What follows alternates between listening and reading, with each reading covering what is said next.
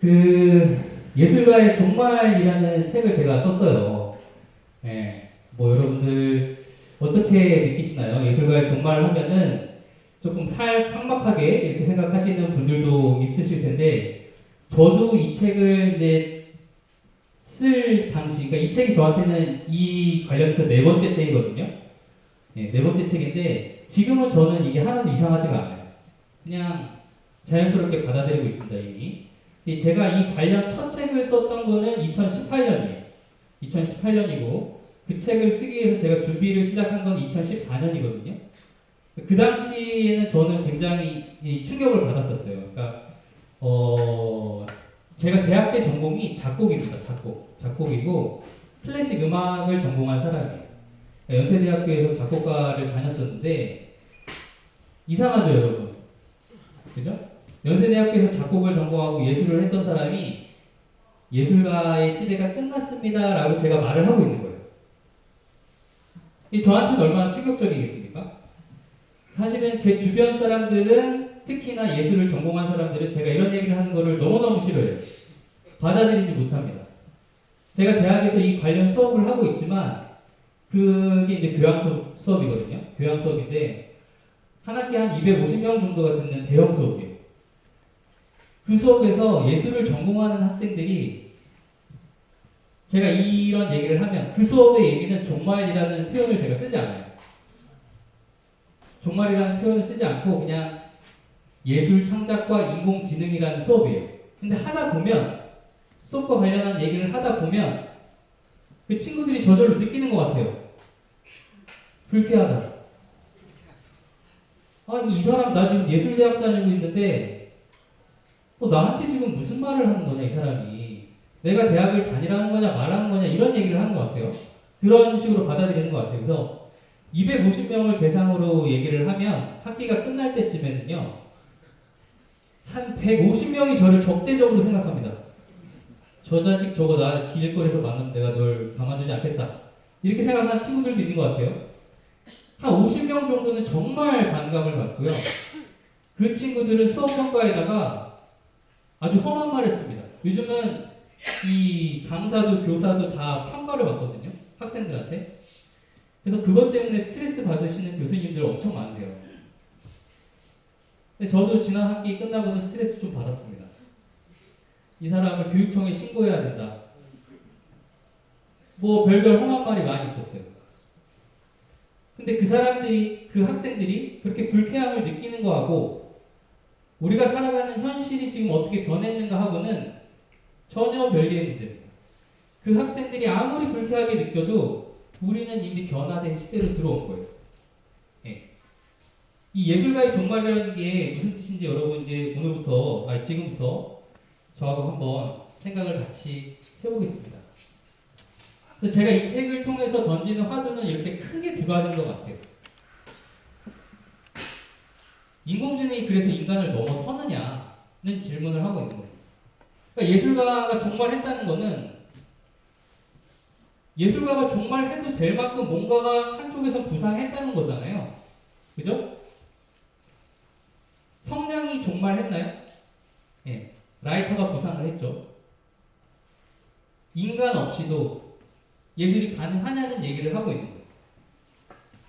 근데 저는 이제 전공이 예술 분야이다 보니까 예술가의 종말이라는 표현을 쓰고 있습니다만, 사실 여러분 예술이 얼마나 지적인 업무입니까? 얼마나 창의적인 업무입니까? 그죠? 이세돌이 알파고한테 바둑을 친 게 2016년이었거든요.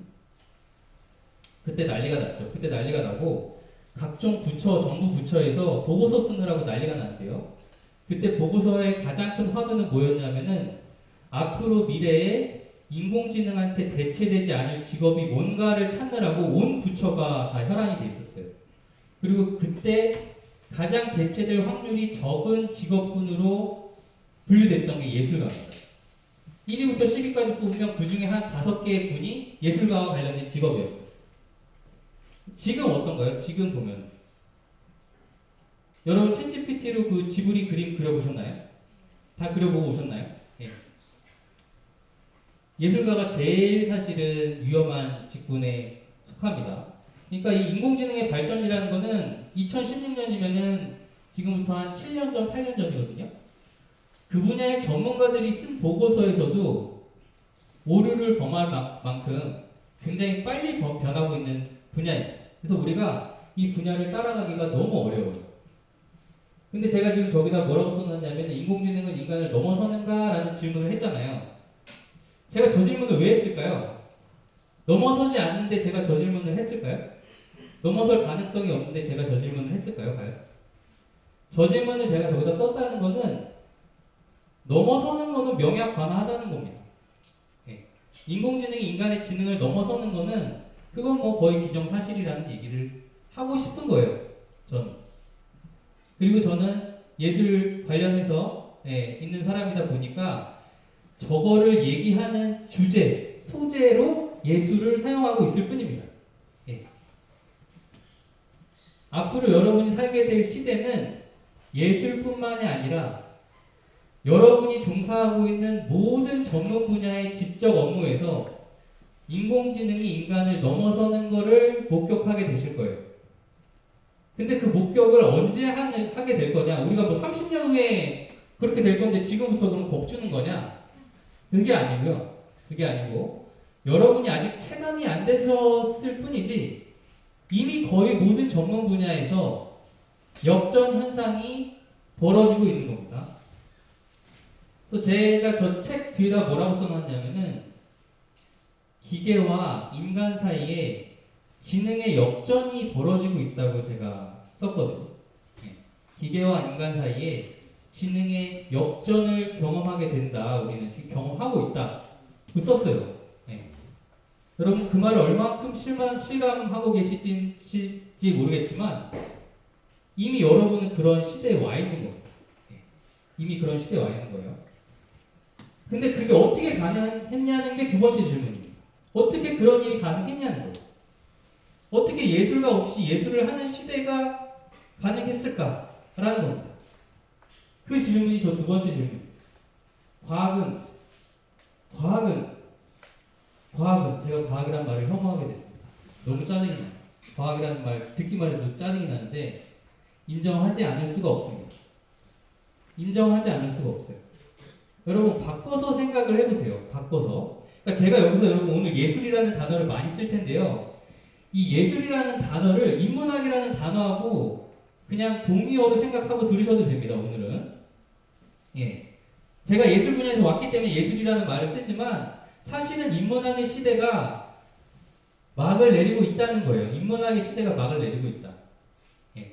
인문학이라는 거는 우리가 언어로 쌓은 지식이거든요. 인문학이 뭐냐고 하면은 답이 여러 가지가 있을 수 있겠죠. 인문학이 뭡니까? 뭐 철학입니다, 미술입니다, 뭐 종교입니다. 여러 가지 답이 있을 수 있겠죠. 근데 그 인문학이 뭐냐는 거의 핵심은 뭐냐면 그것이 언어로 쓰여졌다는 거예요. 사람의 말로 쓰여졌다는 거예요. 예. 철학도 사람의 말로 생각하는 거잖아요. 말로 생각하는 거예요, 이거. 말로. 문학은 뭘까요, 문학? 말로 재미를 만들어내는 거잖아요. 그죠? 말이에요, 말. 언어입니다. 인문학의 핵심은 언어예요. 근데 그 언어는 누가 만들었냐는 거예요, 그 언어를 인간이 만들었잖아요. 예. 언어는 나중에 인간이 만든 겁니다. 자기가 자기의 도구를 만들어 놓고 그 도구로 세계를 이해한 거예요. 내가 나 편리한 대로 어떤 도구를 만들었단 말이에요. 인간이 내가 편리한 대로 어떤 도구를 만들어 놓고 그 도구를 통해서 세계를 이해한 게 인문학입니다. 그렇잖아요. 과학이 사용하는 도구는 뭘까요, 여러분? 과학이 사용하는 도구는 언어일까요? 네, 과학이 사용하는 도구는 언어가 아니라는 게 예술 또는 인문학과의 결정적인 차이입니다. 결정적인 차이. 그래서 어떤 일이 벌어졌냐면요. 예술을 아무리 열심히 해도요. 예를 들면 그림 그리는 사람이 예술대학을 4년을 다니고 석사, 박사를 해서 그림 그리는 분야의 박사 학위를 따도 뭐 음악을 하는 사람이 작곡을 하는 사람이 그 분야의 전문 지식을 뭐 10년, 20년을 공부해서 음악 박사를 따도 그런 사람들이 1000명이 모여 있어도 그런 사람들이 10,000명이 모여 있어도 작곡을 하는 인공지능이나 그림을 그리는 인공지능은 만들어지지가 않는다는 거예요. 시를 쓰는 시인이 10,000명, 20,000명이 모여 있어도 전 세계 시인을 다 모아놔도 시 쓰는 기계 만들어 주세요 해봐야 나오지가 않는다는 겁니다. 그게 지금 우리 예술이나 인문학이 닥친 현실인 거예요. 제가 지금 예술가의 종말을 논하고 있는데요. 이 종말의 원인은 내부적인 것도 있습니다. 제가 책에서 이 예술가의 종말이라는 책의 일부가 예술가의 종말에 관한 내부적인 원인에 대해서 쓰고 있어요. 근데 핵심은 그 내부적인 요인이 아니라 예술의 밖에서 일어난 요인 때문에 이렇게 된 거예요. 그건 과학입니다.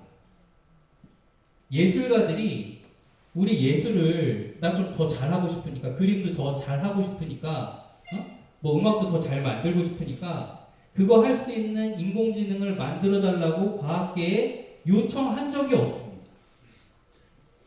없어요. 예술가들은 오히려 과학자들이 그런 거 만든다고 하면 반대합니다. 근데 더 좀 기가 막힌 건 뭐냐면 반대하면서 한편으로는 다 포토샵이나 이런 걸 또 열심히 씁니다. 너무 모순적이에요. 너무 모순적이에요. 예. 그래서 우리가 지금 생각해 봐야 될 것 중에 하나는 과학이 어떻게 예술을 흡수했을까? 저는 이제 흡수했다고 보는 거예요. 예. 정말 놀라운 일이 벌어지고 있는 겁니다. 제가 좀 전에 예술가 30,000명이 모여 있어도 예술하는 기계를 만들 수 없다고 그랬잖아요. 과학자 몇 명 모아놓으니까 예술하는 기계가 만들어진 거예요. 과학자 몇 명 모아놨더니 예술하는 기계가 만들어진 겁니다. 근데 이게 지금 여러분 제가 앞에서도 말씀드렸지만 예술에 국한된 게 아니에요. 지금 예술에 국한된 게 아니에요. 과학자들을 모아놨더니 이 사람들이 우리가 그동안 했던 지적 업무를 인간보다 더 잘할 수 있는 기계를 만들어내요. 예. 그래서 요거는 제가 그냥 상징적으로 한번 이렇게 그려본 겁니다. 제가 이번 책을 쓰면서 예술가의 종말이라는 책을 쓰면서 그 인간의 역사를 크게 두 가지로 나눠봤어요. 인간의 역사를 시대순으로 나눠보니까 이렇게 되더라고요. 전반부는 예술의 시대입니다. 전반부는 예술의 시대예요. 우리가 인문학이라고 부르던 것들이 인류를 이끌어온 거예요. 그러니까 인문학 지식이 여러분 제가 지금 이렇게 뭐 인문학을 막 폄하하는 게 절대 아닙니다. 폄하하는 게 절대 아니고 인간 역사가 예를 들어서 뭐 20만 년이라고 하잖아요. 호모사피엔스 역사가 20만 년이라고 하잖아요. 그 20만 년 중에 최근 400년을 빼고는 인문학이 인류를 견인한 겁니다. 여기까지 데리고 온 거예요. 과학이 우리를 이끌고 있는 시대는 길게 잡아봐야 400년이고요. 그게 본격적인 힘을 발휘하고 있는 거는 최근 100년, 200년입니다. 그렇잖아요. 그거를 제가 면적으로 그려본 거예요. 그러니까 여기 제가 주황색 여기다 이렇게 그려놨지만 20만 년 대비 200년이거든요. 그러니까 이것도 엄청 크게 그린 거예요. 실제로 그렸으면 이만큼 그렸어야겠죠? 근데 그러면 안 보일까봐 제가 크게 그려놨어요.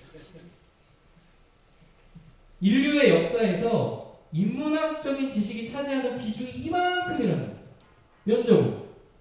다 해요. 거의 다 해요. 근데 지금 어떤 일이 벌어지고 있냐 하고 그림을 다시 그려보니까 이렇게 됩니다.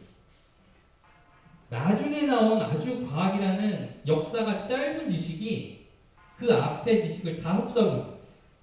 그러니까 요즘 여러분들이 심리학을 하던 철학을 하던 뭐 문학을 하던 심지어는 영화를 하던 과학이라는 지식 없이 얘기하면 어떻게 될까요?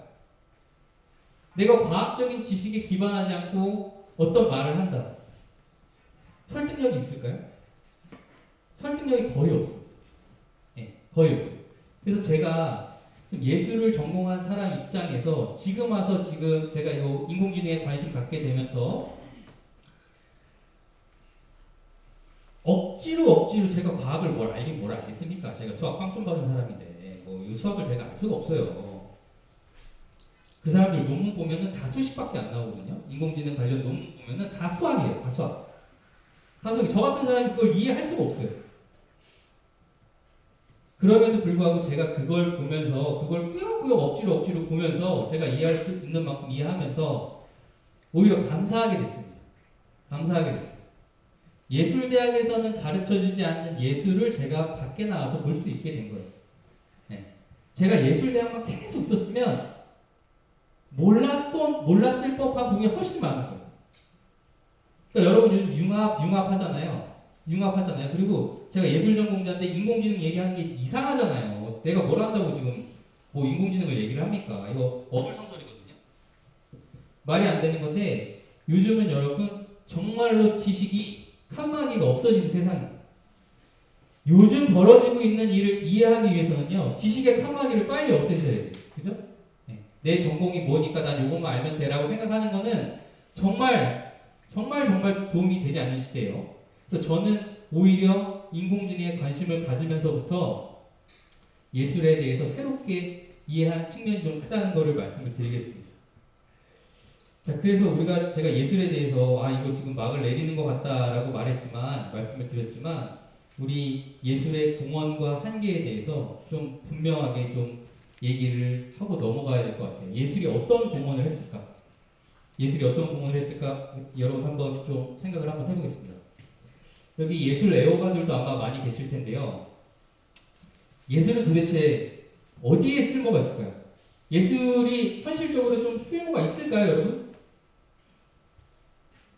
제가 예술대학 갈 때요, 저희 엄마가 우셨어요.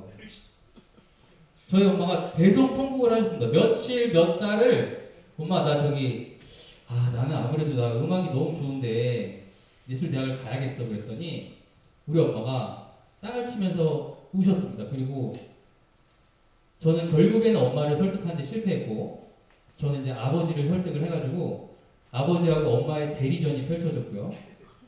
네, 엄마는 계속 우셨습니다. 우리 엄마는 왜 울었을까요? 제가 예술 전공한다고 했을 때.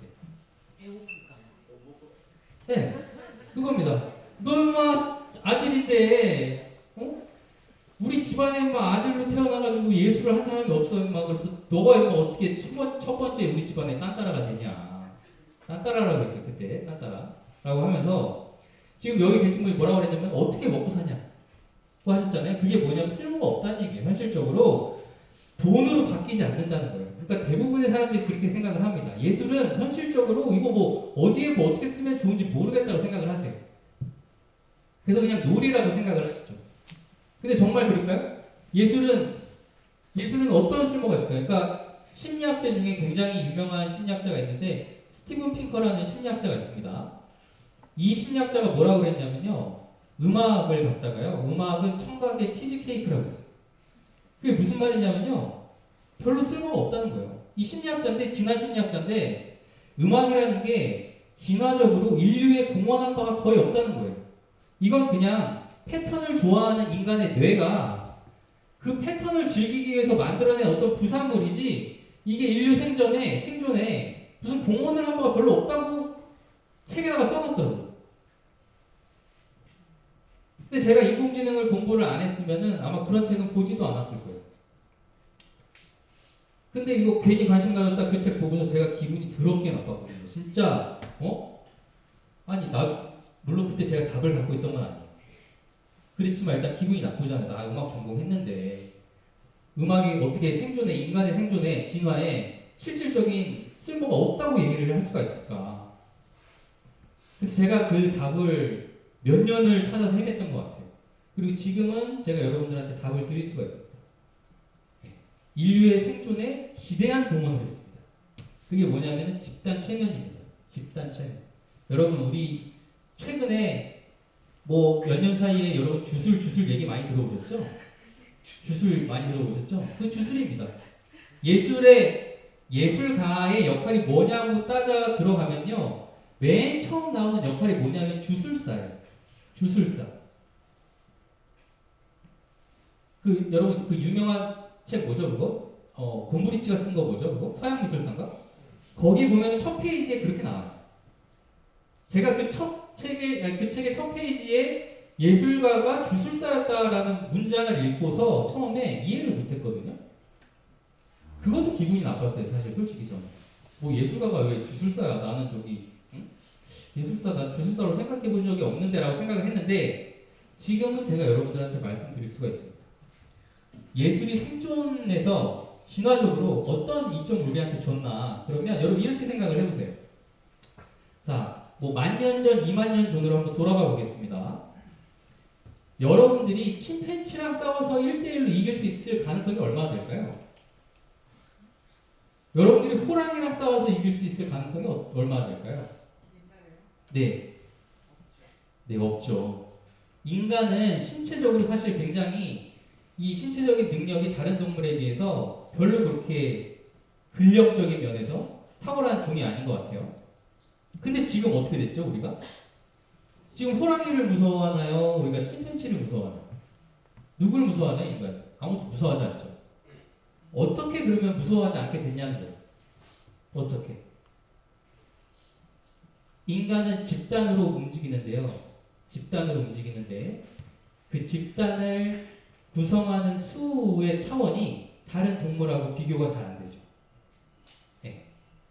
여러분 제가 여기에 이거 가지고 왔는데 이 사진을 갖고 왔는데 이게 다 뭔지 아시죠? 2002년 오필슨 코리아입니다. 지금도 제가 여기서 오필슨 코리아 하면은 여러분 아마 다 금방 따라 부르실 거예요. 그게 집단 체면이라는 거예요. 그게 별게 아니에요. 집단 체면이라는 게 어렵게 생각하실 필요가 없고요. 수많은 사람이 하나를 생각하면 그게 집단 체면이 되는 겁니다. 근데 여기서 예술의 역할이 여기 있다는 거예요. 예술의 역할. 자, 여기 보시면요. 그때 우리가 5천만 명이요. 같은 박자로 뛴 겁니다. 5천만 명이요. 오필슨 코리아를 같이 부른 거거든요. 그럼 여러분 제가 질문을 바꿔볼게요. 5천만 명을 동시에 뛰게 할 수 있는 방법이 음악 말고 뭐가 있을까요? 음악 없이 5천만 명을 동시에 뛰게 할 수 있는 방법이 있을까요? 없다고 보시면 돼요. 네. 5천만 명이 됐건 1억 명이 됐건 요즘 다 블루투스 이어폰 끼고 인터넷으로 스트리밍해가지고 똑같은 음악을 동시에 들으면 1억 명이 동시에 뛸 수 있나요? 동시에 뛸 수 있습니다. 동시에 뛰면서 같은 생각을 하잖아요. 같은 가사의 노래를 부르잖아요. 그게 집단 체면입니다. 우리가 혼자서는 침팬지도 이길 수 없고 호랑이도 이길 수 없지만 동시에 우리가 똑같은 응원가를 부르면서 서로에게 용기를 북돋잖아요. 그러면 생존의 이점이 생기는 거예요. 없던 용기도 생기는 거예요. 그게 제가 여러분께 말씀드릴 수 있는 예술이 갖는 진화적인 이점입니다. 근데 그게 음악에서만 발견되느냐? 그럴 리가 없죠. 여러분 상징이라는 얘기 굉장히 많이 들어보셨죠? 상징. 이미지입니다. 이미지. 같은 거를 듣거나 같은 거를 부르는 게 아니라요. 같은 거를 보는 겁니다. 같은 걸 보는 거예요. 이 상징의 대표적인 이미지를 대표적으로 우리가 사용해가지고 수많은 사람이 하나를 믿는 행위가 인류 역사에는 아주 오래전부터 있었죠. 그게 뭘까요? 종교입니다. 종교예요.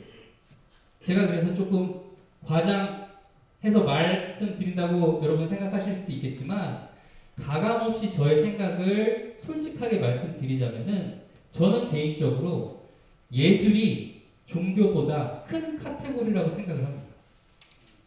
예술이 종교보다 큰 카테고리예요. 저한테는.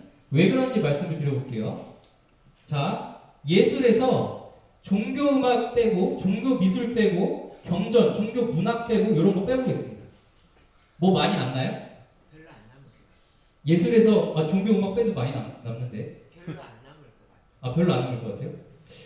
제 생각엔 굉장히 많이 남거든요. 뭐 그죠? 종교 음악 빼고도 여러분들 즐기시는 음악이 얼마나 많습니까? 그죠? 종교 성화 빼고도 미술이 얼마나 많아요. 그죠? 경전을 빼고도 여러분들이 즐기는 문학이 얼마나 다양해요. 무한합니다. 예술에서 종교를 빼도 수도 없이 남아요. 자, 근데 종교에서 예술을 빼보겠습니다. 종교에서 그림을 빼고 종교에서 음악을 빼고 종교에서 설교를 빼면 뭐가 남습니까? 영입니다, 영. 그래서 제가 종교보다 예술이 큰 카테고리라고 말씀드리는 거예요. 근데 종교가 별게 아니고, 종교가 별게 아니고, 우리가 음악이나 미술이나 이런 걸 통해가지고, 그죠? 이야기도 하나의 이야기를 공유하는 거잖아요.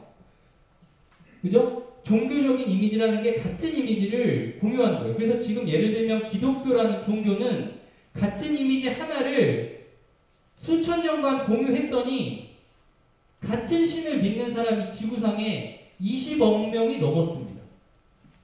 20억 명이 하나를 보는 거예요. 하나를 볼 때 그러면은 그 사람들이 집단적으로 힘을 발휘하면 그렇지 않은 집단에 대해서 더 큰 힘을 발휘할 수 있을까요? 가능하죠. 그게 얼마나 생존의 이점이 되겠습니까? 예술의 힘은 거기서 나온다는 거예요. 예술의 힘은 집단을 하나로 결속시키는 거의 유일한 방법이라는 거예요. 예. 근데 그런 예술가가 지금 종말을 맞이하고 있다는 겁니다. 그래서 예술가의 종말이라는 게 무슨 의미일까? 이거 한번 제가 구체적으로 사고 실험을 한번 해볼게요. 여러분 잘 와닿지 않으실 수 있으니까 정말 예술가가 종말했다고 볼 수 있을지 사고 실험을 한번 해보겠습니다. 여러분 그 경기도 화성 말고 우주에도 화성이 있습니다. 그죠? 예. 그 화성에 예술이 꽃 피울 수 있다고 생각하시나요? 그러니까 예술의 전제는 뭐냐면 지금까지 우리가 예술이라고 말하면 그 예술의 핵심은 뭐냐면 인간입니다. 여러분 그 국어사전이나 뭐 영어사전 찾아보시면 알겠지만 예술은 인간이 하고 인간이 감상하는 것이에요. 인간입니다. 인간이 하는 거예요. 인간이 예술의 핵심이에요. 자, 그러면 우주에 있는 화성에서 예술이 있을 수 있냐? 그거 굉장히 간단하죠. 우주에 인간이 있냐 없냐를 따지면 되는 거잖아요. 근데 지금 인간이 없죠. 지금 인간이 없고 앞으로도 당분간은 인간이 거주할 수 있는 기술적인 환경이 안 되죠. 그러니까 힘들 거예요. 그러면 화성에서 예술이 있을 수 있는가? 여러분 지금 어때요? 지금 있을 수 있을까요? 지금 우주선에다가 인공지능만 태워서 보내면 됩니다. 인공지능을 태워서 보내놓고 인공지능한테 프롬프트 지가 자동으로 만들게 하고 그거에 따라서 글도 쓰고 그림도 그리고 이렇게 해서 거기서 막 쏟아져 나오게 한다고 가정을 해볼게요. 그러고 나서 50년쯤 있다가 인류가 화성에 진짜로 거주할 수 있는 기술을 취득했을 때 거기에 착륙한 인간들이 볼 때는 어떨까요? 거기에 인간이 살았다고 볼 수 있을까요? 볼 수 없지만 그 그림이나 음악이나 이런 거 보면 어떨까요? 혹시 인간이 살았던 건 아닐까? 라고 생각할 가능성은 얼마든지 있다는 거예요. 네. 그래서 제가 말하는 예술가의 종말은 이런 겁니다. 예술가의 멸종이 아닙니다. 예술가의 멸종이 아닙니다. 예술가는 절대로 멸종하지 않을 거예요. 그러니까 멸종과 종말은 여러분 좀 구분을 하셔야 돼요. 멸종은 공룡이 멸종한다고 하잖아요. 예.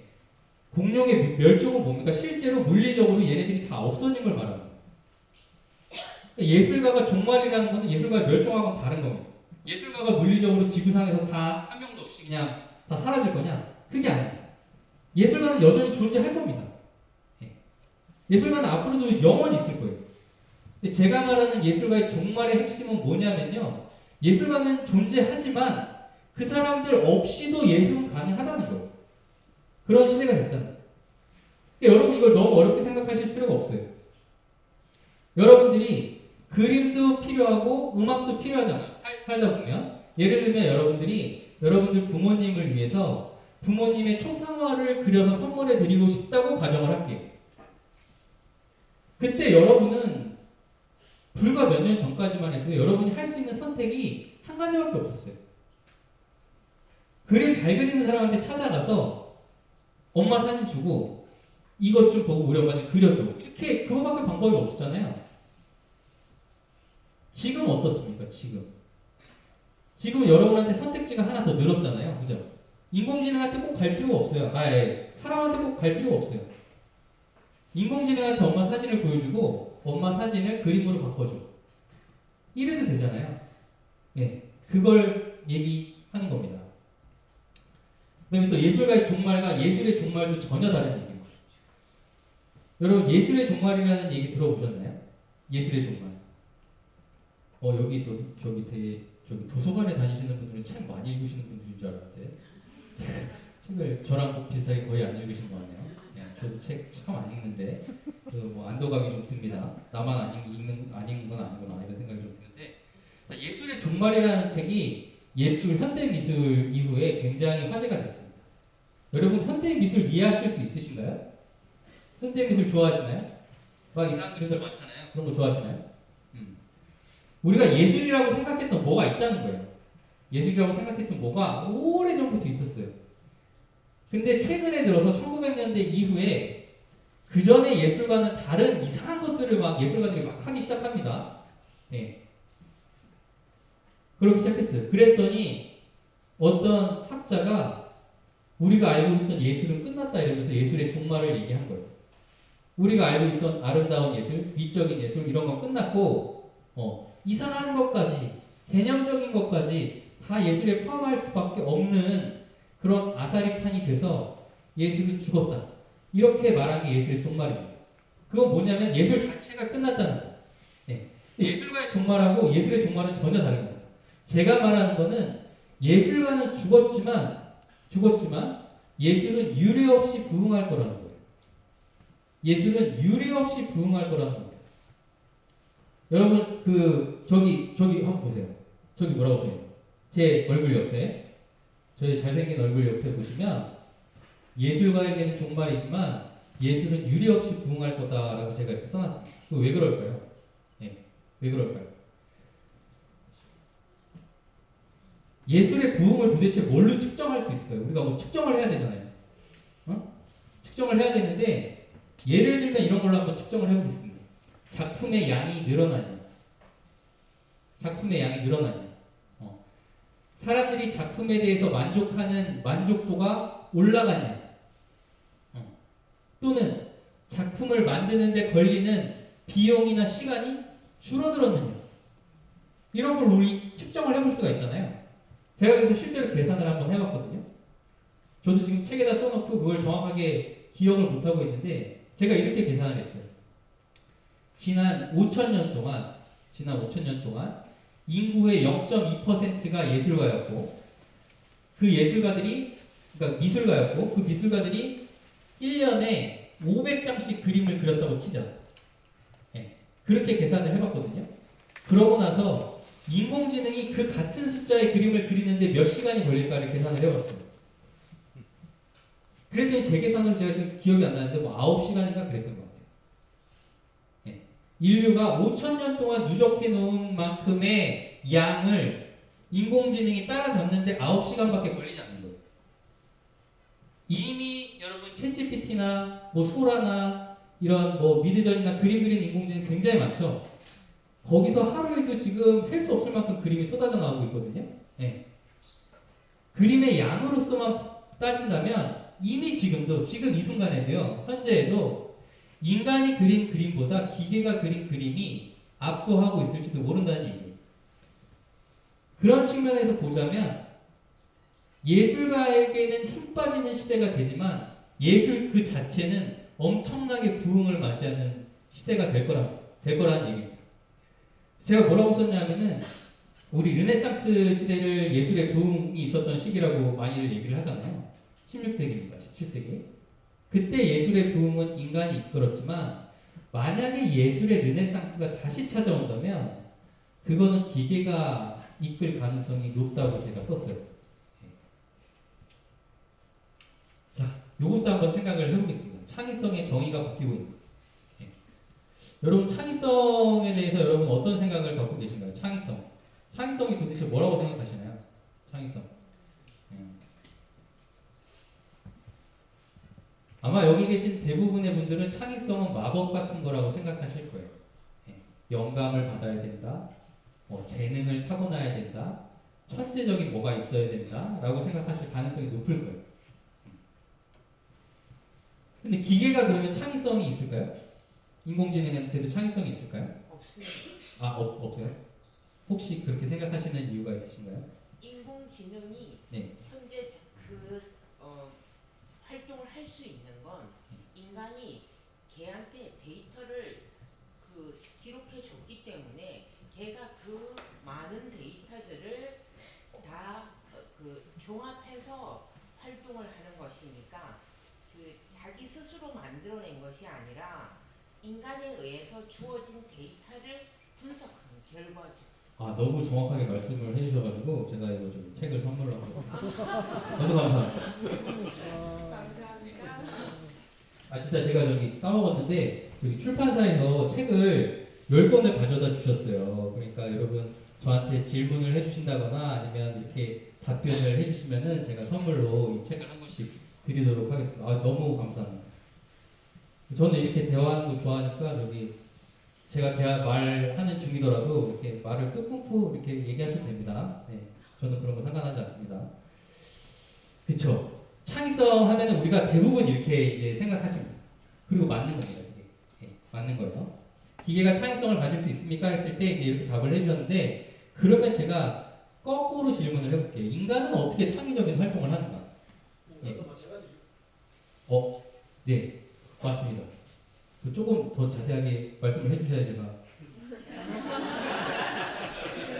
인간도 네, 문화라는 데이터가 광대한 데이터를 흡수해서 네. 데이터가 새로운 연결을 만들어내는 게 창의성입니다. 아, 정말 또 맞는 말씀을 해주셔가지고 제가 한번 드리겠습니다.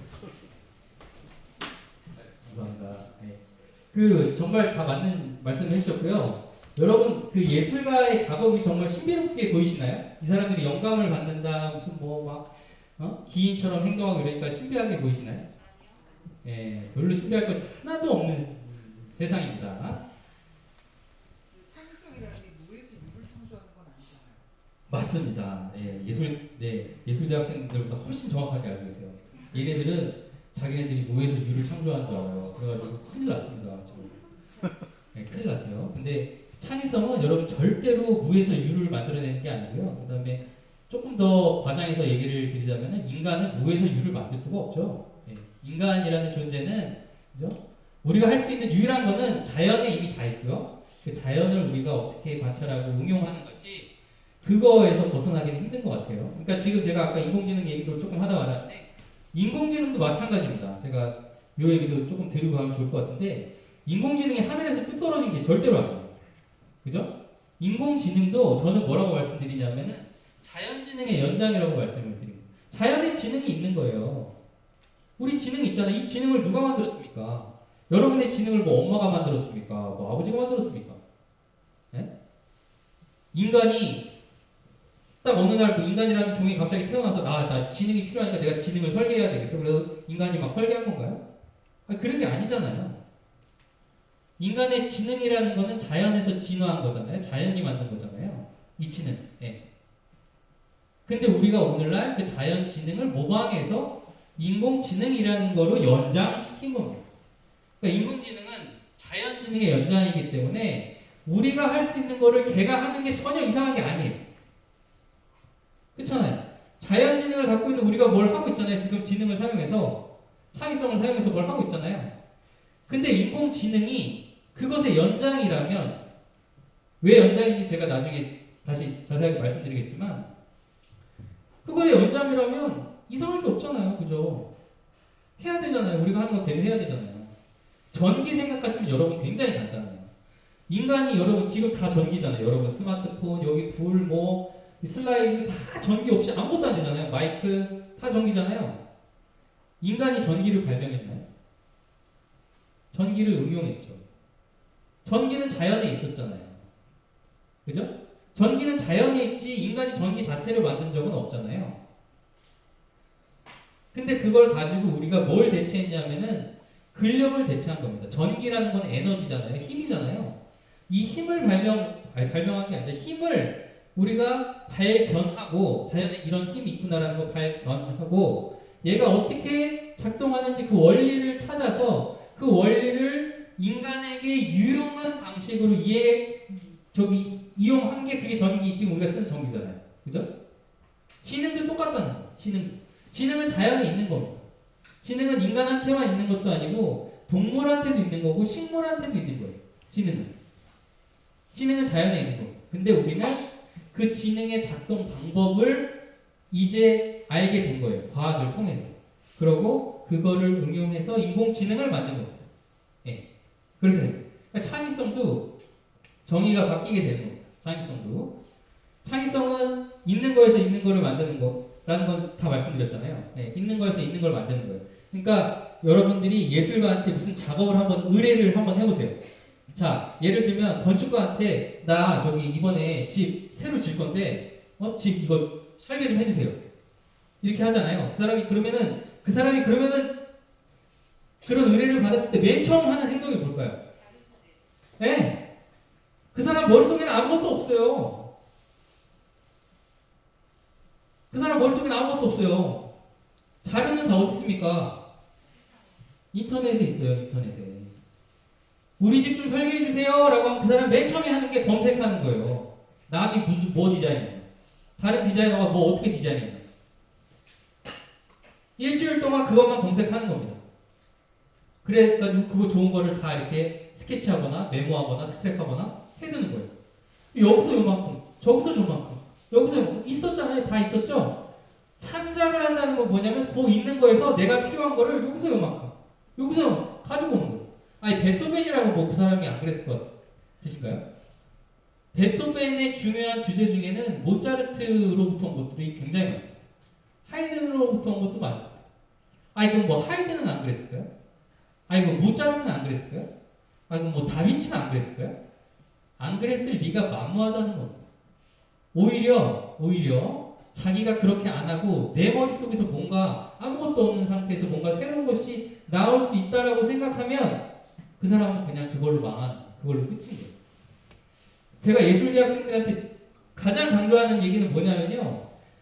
훌륭한 예술가가 되기 위한 방법은 공부 말고는 없다는 거예요.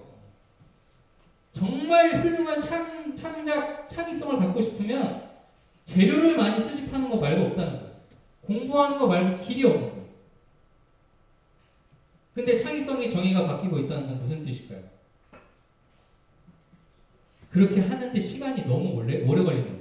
인간의 뇌는 느립니다. 느려요. 뛰어난 데 비해서 느려요. 그래서 여러분 공부하는 게 얼마나 힘드셨습니까? 학교 다닐 때 공부 힘드셨죠? 힘들잖아요.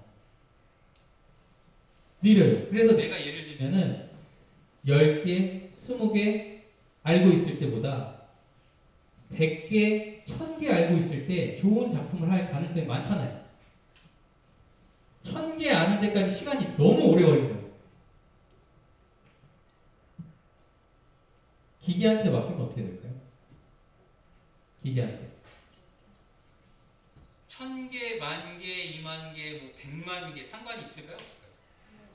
없습니다. 이게 창의성의 정의가 바뀌고 있다는 게 바로 이 말씀입니다. 우리가 창의성이라는 거를 드디어 천재성이나 영감의 차원이 아니라 효율성의 관점에서 볼 수 있는 시대에 접어든 겁니다. 창의성이라는 거를 드디어 우리가 효율성의 관점에서 볼 수 있게 된 거예요. 여러분 제가 이제 인공지능 관련 이런 얘기를 하다 보면은 여러분들이 많이 하시는 질문 중에 하나가 뭐냐면은 인공지능은 단점이 있잖아요. 그러면서 인공지능의 뇌하고 인간의 뇌하고 차이가 있는데 그 차이 중에 하나가 뭐냐면은 인간은 뭔가를 배우는데 샘플이 많이 필요 없다는 거예요. 예를 들면 뭐가 사과다, 뭐가 배다 이걸 배우는데 사과나 배가 뭐 10,000개, 20,000개 필요한 게 아니라 한두 개 보여주면 인간은 안다는 거예요. 이게 사과인지 배인지 샘플 한두 개만 있어도 금방 안다는 거예요. 근데 인공지능이 사과인지 배인지를 알려면 사과 사진 막 수십만 장, 대사진 수십만 장이 필요하다는 거예요. 그러니까 인공지능이 비효율적이고 인공지능이 좀 별로 안 좋은 거 아닌가요? 이렇게 질문하시는 분들이 계세요. 아 맞습니다. 일리가 있어요. 맞아요. 그 말이 분명히 맞거든요. 근데 저는 이렇게 다시 질문을 드려요. 아니 근데 요즘 시대에 그게 왜 흠이냐? 아니 인공지능이라는 기계가 있고 얘는 뭐 10,000장이든 200,000장이든 300,000장이든 그냥 공부하는 게 일인데 그게 1인 기계를 만들어 놓고 그 기계한테 그렇게 데이터가 많이 필요해서 이게 흠이라고 하는 게 그게 무슨 말이냐? 요즘 시대에 그건 흠이 되지가 않습니다. 흠이 되지가 않아요. 심지어 30만 장 공부 공부하는데 우리가 10장 공부하는 것보다 속도가 빠르기 때문에 아니 그냥 그렇게 하면 돼요. 네. 그래서 우리가 창의성도 효율성의 관점에서 볼 수 있는 시대에 접어들었다고 볼 수가 있겠고요. 그다음에 여러분 AI를 창의적이라고 여러분 생각하시나요? AI도 창의적일까요? 여러분 알파고는 창의적일까요? 창의적이죠. 한 번 더 드릴 수가 없는데. 네, 조금 더 추가 설명을 좀 부탁드려도 될까요? 창의성. 유발 하라리의 말에 따르면 네. 3,000년 동안 인간이 탐색하지 못한 능력을 AI가 탐색을 했기 때문에 당연히 AI가 특히 봐도 알파고가 창의적이죠. 아 정말 제가 드려야 되는 말씀인데 다 해주셔가지고 제가 별로 드릴 말씀이 없네요. 그대로 여러분 넷플릭스에서 저희 드라마랑 영화만 많이 보지 마시고 알파고 다큐멘터리가 있어요. 그거 오늘 돌아가시면 꼭 한번 보시기 바랍니다. 이세돌 구단이 알파고하고 대국을 다 마치고 소회를 하는 장면이 나오거든요. 뭐라고 소회를 밝혔는지 꼭 한번 들어보세요. 네. 여러분 근데 그 아까 지금 AI 저 알파고가 창의적이냐고 이렇게 말씀하셨고 지금 강사님께서 창의적이라고 하셨는데 알파고는 어떻게 보면 그 경우의 수에 따라서 그걸 계산을 워낙 빨리 해서 사람의 그 계산 능력보다 더 그게 더 빨리 계산할 수 있었기 때문인 거지 그게 창의적이고 이런 건 아니었던 거 아닌가요? 네, 그 말씀도 맞는 것 같습니다. 예. 그것도 제가 답변을 드리겠습니다. 예, 또 그 뒤에도 손 드셨는데. 창의적이라고 볼 수 있느냐는 지금 이제 경우의 수, 뭐 알파고 이 얘기를 하셨는데 아까 처음에 교수님이 언어라는 얘기를 하셨잖아요.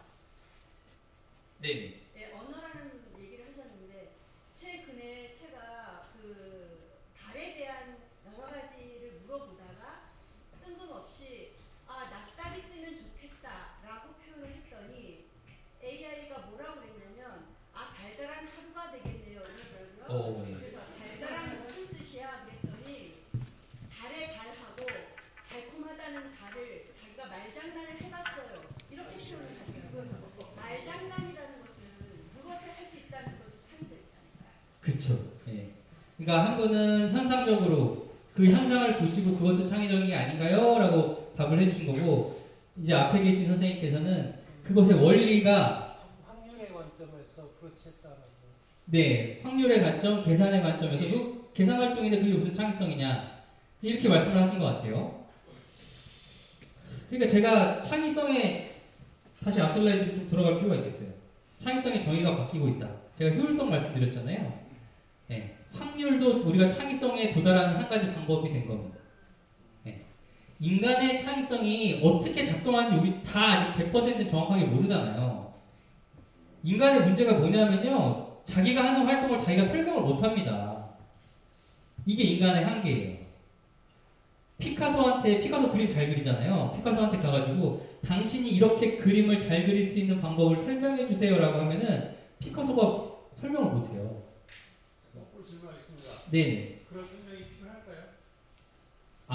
그런 설명이 왜 필요하냐면요. 우리끼리 할 때는 설명이 필요 없습니다.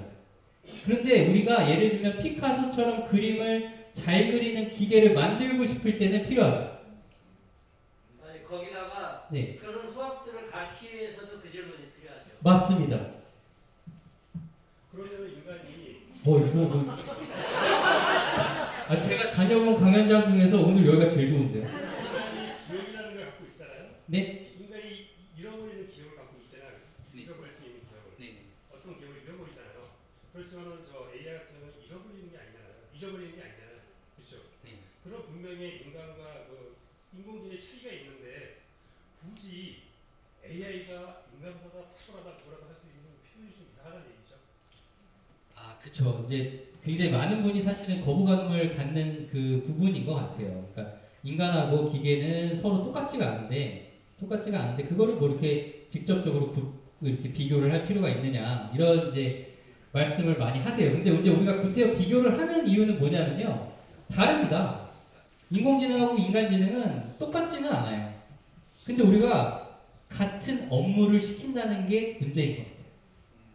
같은 업무를 시킨다는 게 문제인, 거기서 비교가 안 될 수가 없다는 거예요.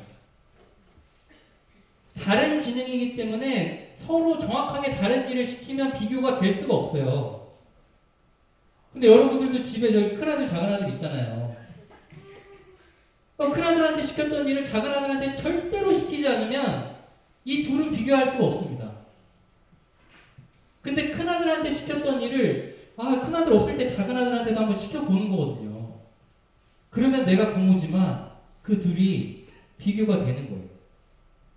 그럼 그 비교했을 때 큰아들이 뭐라고 하십니까? 아니면 작은아들이 뭐라고 하십니까? 제가 잘 못 들었는데. 두 아들을 비교를 했잖아요. 네네. 생각하셨을 때 부모가 네네네. 큰아들이 뭐라냐? 작은아들이 뭐라냐? 이걸 판단을 할까요?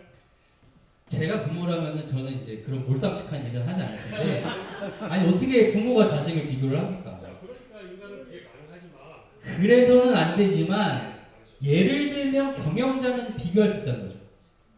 예를 들면 경영자는 인간 노동자와 기계 노동자를 비교할 수 있다는 거죠. 예를 들면 소비자는 인간 예술가와 기계 예술가를 비교할 수 있다는 겁니다. 혈연 관계를 벗어나서 우리가 비즈니스 관계에 들어가면 그런 비교는 현실에서 있을 수 있다는 거죠. 그래서 그걸 그런 일이 일어날 것 같고요. 그 아까 저기 계산 말씀하셨는데, 예, 저 기계가 할 수 있는 거는 인공지능도 여전히 계산기입니다. 컴퓨터잖아요, 그죠? 계산밖에 할 수 없는 거예요. 예, 계산밖에 할 수 없는데 제가 과학자들이 놀랍다고 하는 이유는 뭐냐면요. 창의성을 말하자면 창의성을 계산할 수 있는 수식을 찾은 거예요. 그게 놀랍다는 겁니다. 그게 접근이 전혀 다르다는 거예요. 근데 그게 다 확률이에요. 확률이고 뭐 미분이고 뭐 다 이렇더라고요. 예.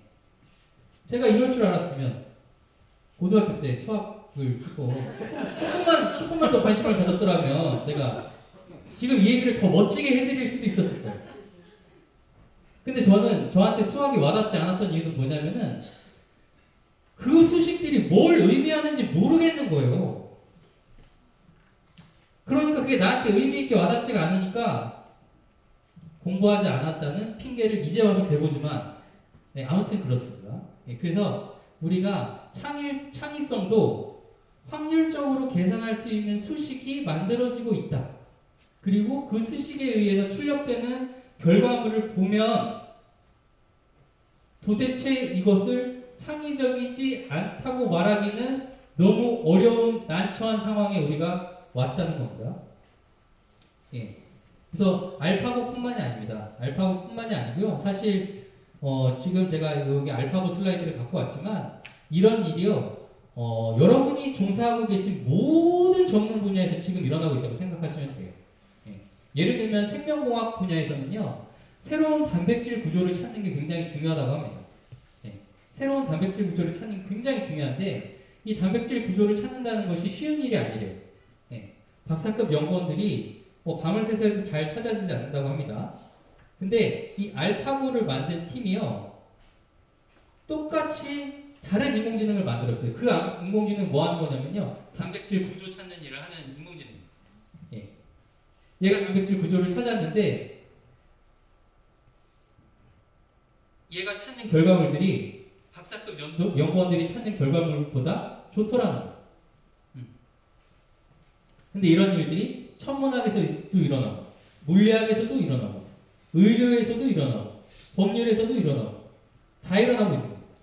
예술뿐만이 아니라 조금 앞서가는 질문이기도 한데요. 네. 그러한 질문들, 그러한 방법들을 찾게끔 만드는 것 자체가 그거를 지금 AI가 스스로 만들어내지는 못하는 단계 아닌가요? 그러니까 예를 들어 단백질 구조를 찾아야 된다는 것들은 그렇게 필요한 것들이 인간이지 AI가 그게 필요한 건 아니잖아요. 그러면은 좀 다른 영역 아닐까요? 그러니까 키우나 아니면은 뭔가의 상상과 무슨 구조나 이런 것들에 대해서 만드는 것들은 인간이고 그것들을 구현해내는 게 AI가 아닌가. 물론 뭐 영화 속에서 보면은 터미네이터처럼 기계 그 지능 속에서 인간과의 대결 구도로 간다는 것들에 대한 SF적인 상상도 있지만은 그렇게 된다고 보시는 거를 전제로 깔고 얘기를 하시는 건지 아니면은 그렇게 굉장히 기술이라는 속도가 우리가 생각하는 것보다는 훨씬 더 가 있다. 근데 그 너머까지를 지금 보시고 얘기를 하는 건지. 그러니까 예술과 창이라는 영역도 마찬가지로서 그 기반이 해석이 안 되면, 그러니까 기술의 미래라는 것들이 어떻게 정의되지 못하면은 계속 논의와 상상은 회전할 수 있으니까 쳇바퀴 돌 수밖에 없다고 생각이 들거든요. 네, 그러니까 제가 저 질문에 답이 될지는 모르겠는데 그러면 다시 피카소 얘기로 다시 한번 돌아가 보겠습니다. 아까 피카소가 그림을 잘 그리는데 그러면 피카소한테 야라고 하면 안 되겠네요. 선생님 저기 그림을 저도 선생님만큼 그림을 잘 그리고 싶은데 어떻게 하면 선생님처럼 그림을 그릴 수 있는지 저에게 좀 설명해 주십시오. 라고 제가 질문을 했단 말입니다. 그럼 피카소 선생님께서 저한테 뭐라고 답을 주실 거잖아요. 제가 그 답을 설명을 들으면 제가 피카소만큼 그림을 그릴 수가 있을까요? 안 되죠. 불가능하죠. 그러니까 그 질문을 할 수 있겠느냐, 그러니까 AI가 네. 스스로 아무 조건 없이 네. 피카소보다 더 좋은 그림을 그려야지라는 자의적인 판단 속에서 네. 움직일 수 있는 의지에 대한 부분들이. 그러니까 인공지능이 스스로 질문을 던질 수 있냐 이런 말씀이시군요. 네. 단순한 질문이 아니라 네. 조금 더 본질적으로. 네. 거기까지는 사실 지금 안 돼 있으니까 제가 이거 나중 슬라이드 때 그럼 이거 먼저 할까요? 네. 퀴즈를 제가 한번 내드릴게요. 요거 한번 해볼까요? 다음 중 기계에게 없는 것은 무엇일까요? 그럼 있는 것은 무엇일까요? 그죠? 진짜 제가 갔던 데 중에서 정말 가장 똑똑한 분들만 지금 이런 데는 제가 처음이라 당황스러운데 창의성은 있죠, 그죠? 네. 얘한테 없는 거는 자발성하고 호기심이. 그러니까 얘는 스스로 뭔가를 묻지도 않고 뭐 질문을 던지지도 않아요. 우리가 부탁한 걸 하는 겁니다. 우리가 부탁한 걸 하는데 그걸 우리보다 잘한다는 거예요. 근데 뭘 그러면 우리가 부탁하냐는 거예요. 그 얘기를 피카소로 제가 말씀을 드릴게요. 자, 피카소만큼 그림을 잘 그리고 싶은데 그 그림 그리는 방법을 나한테 알려줘. 그 그림을 그린 당사자인 피카소도 그걸 설명을 못 한다는 거예요. 자기가 어떻게 그렇게 하는지 몰라요. 그거 왜 모를까요? 피카소가 자기가 했다고 생각하지만 피카소 안에 있는 신경세포가 알아서 한 거예요. 여러분이 지능을 여러분이 내가 생각한 만큼 똑똑해질 수 있다, 내가 생각한 만큼 어떤 창의성을 뭐 할 수 있다, 의도할 수 있다 이렇게 생각하시나요? 사실 거의 불가능합니다. 자동으로 만들어지는 거예요. 자동으로. 뇌에서. 내가 의식하는 게 아니라 여러분이 여러분의 지능이나 여러분의 창의성을 조절할 수 있다고 믿으시려면 최소한 어디까지 돼야 되냐면요. 여러분이 여러분 머릿속에 있는 신경세포를 감각할 수는 있어야 돼요. 아니 내 머릿속에 신경세포가 있는지 없는지 느껴지지도 않는데 그 신경세포가 어떻게 움직이는지 내가 뭐 어떻게 알아? 모르잖아요. 내가 그림을 그리고 내가 아이디어를 떠올리고 모든 이 과정은 신경세포의 자율 활동으로 이미 여기 끝난 거고요. 그걸 나중에는 결과로 우리가 인식하거나 운동하는 겁니다.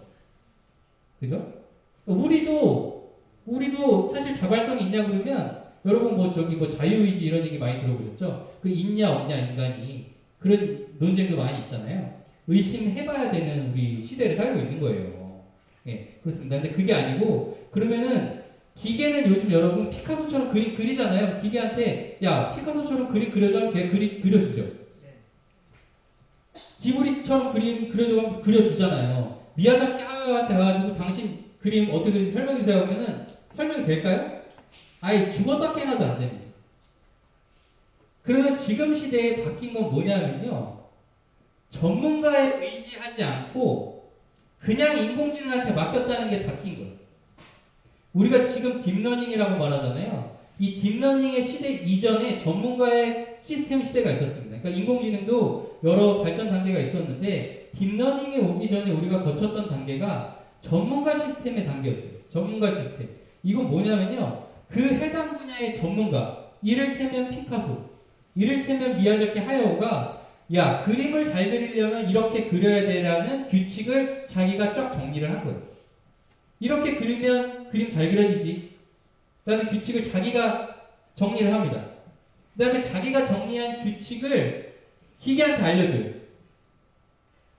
규칙은 인간이 뽑고 그 규칙을 기계한테 알려줘서 야, 네가 이렇게 그려봐 라고 한 거예요. 근데 잘 안 됐어요. 왜인지는 너무 뻔하죠. 우리가 찾은 규칙이 정확하지 않거나 다 못 찾았거나 우리가 안다고 생각했지만 사실은 몰랐거나 이런 거예요. 그럼 딥러닝은 뭐가 달라졌을까요? 딥러닝은 전문가한테 물어보는 과정이 생략된 거예요. 그러니까 제가 아까도 말씀드렸잖아요. 예술가들이 인공지능 만들어달라고 부탁한 적이 없다고. 뭐냐면 그 말이 즉슨 뭐냐면은 거꾸로 얘기하면 과학자들이 그리는 인공지능을 만들기 위해서 화가들한테 그림 어떻게 그리냐고 물어본 적이 없다는 얘기예요. 그림 어떻게 보여주기만 했죠. 보여주기만 한 거예요. 피카소 그림을 보여준 거예요. 지브리 그림을 보여준 거예요. 그랬더니 얘가 놀랍게도 자기가 규칙을 찾아낸 겁니다. 아, 이렇게 그리면 지브리처럼 그리겠구나. 아, 이렇게 그리면 피카소처럼 그리겠구나라는 규칙을 지가 스스로 찾는 거예요. 이 스스로 찾는 과정을 우리가 학습이라고 하는 겁니다. 요게 학습이에요. 그러니까 머신러닝이라고 하면은 기계를 학습하는 게 아니고요. 그죠? 머신러닝이라고 하는 거는 기계가 스스로 공부한다는 뜻이에요. 그러니까 여러분 제가 그 인공지능이 인간을 뛰어넘는다는 말씀을 맨 앞에 드렸잖아요. 그 말을 제가 더 쉽게 풀어서 말씀드린 뭐냐면요. 인간이 공부해서 기계를 이길 가능성이 없어졌다는 뜻이에요.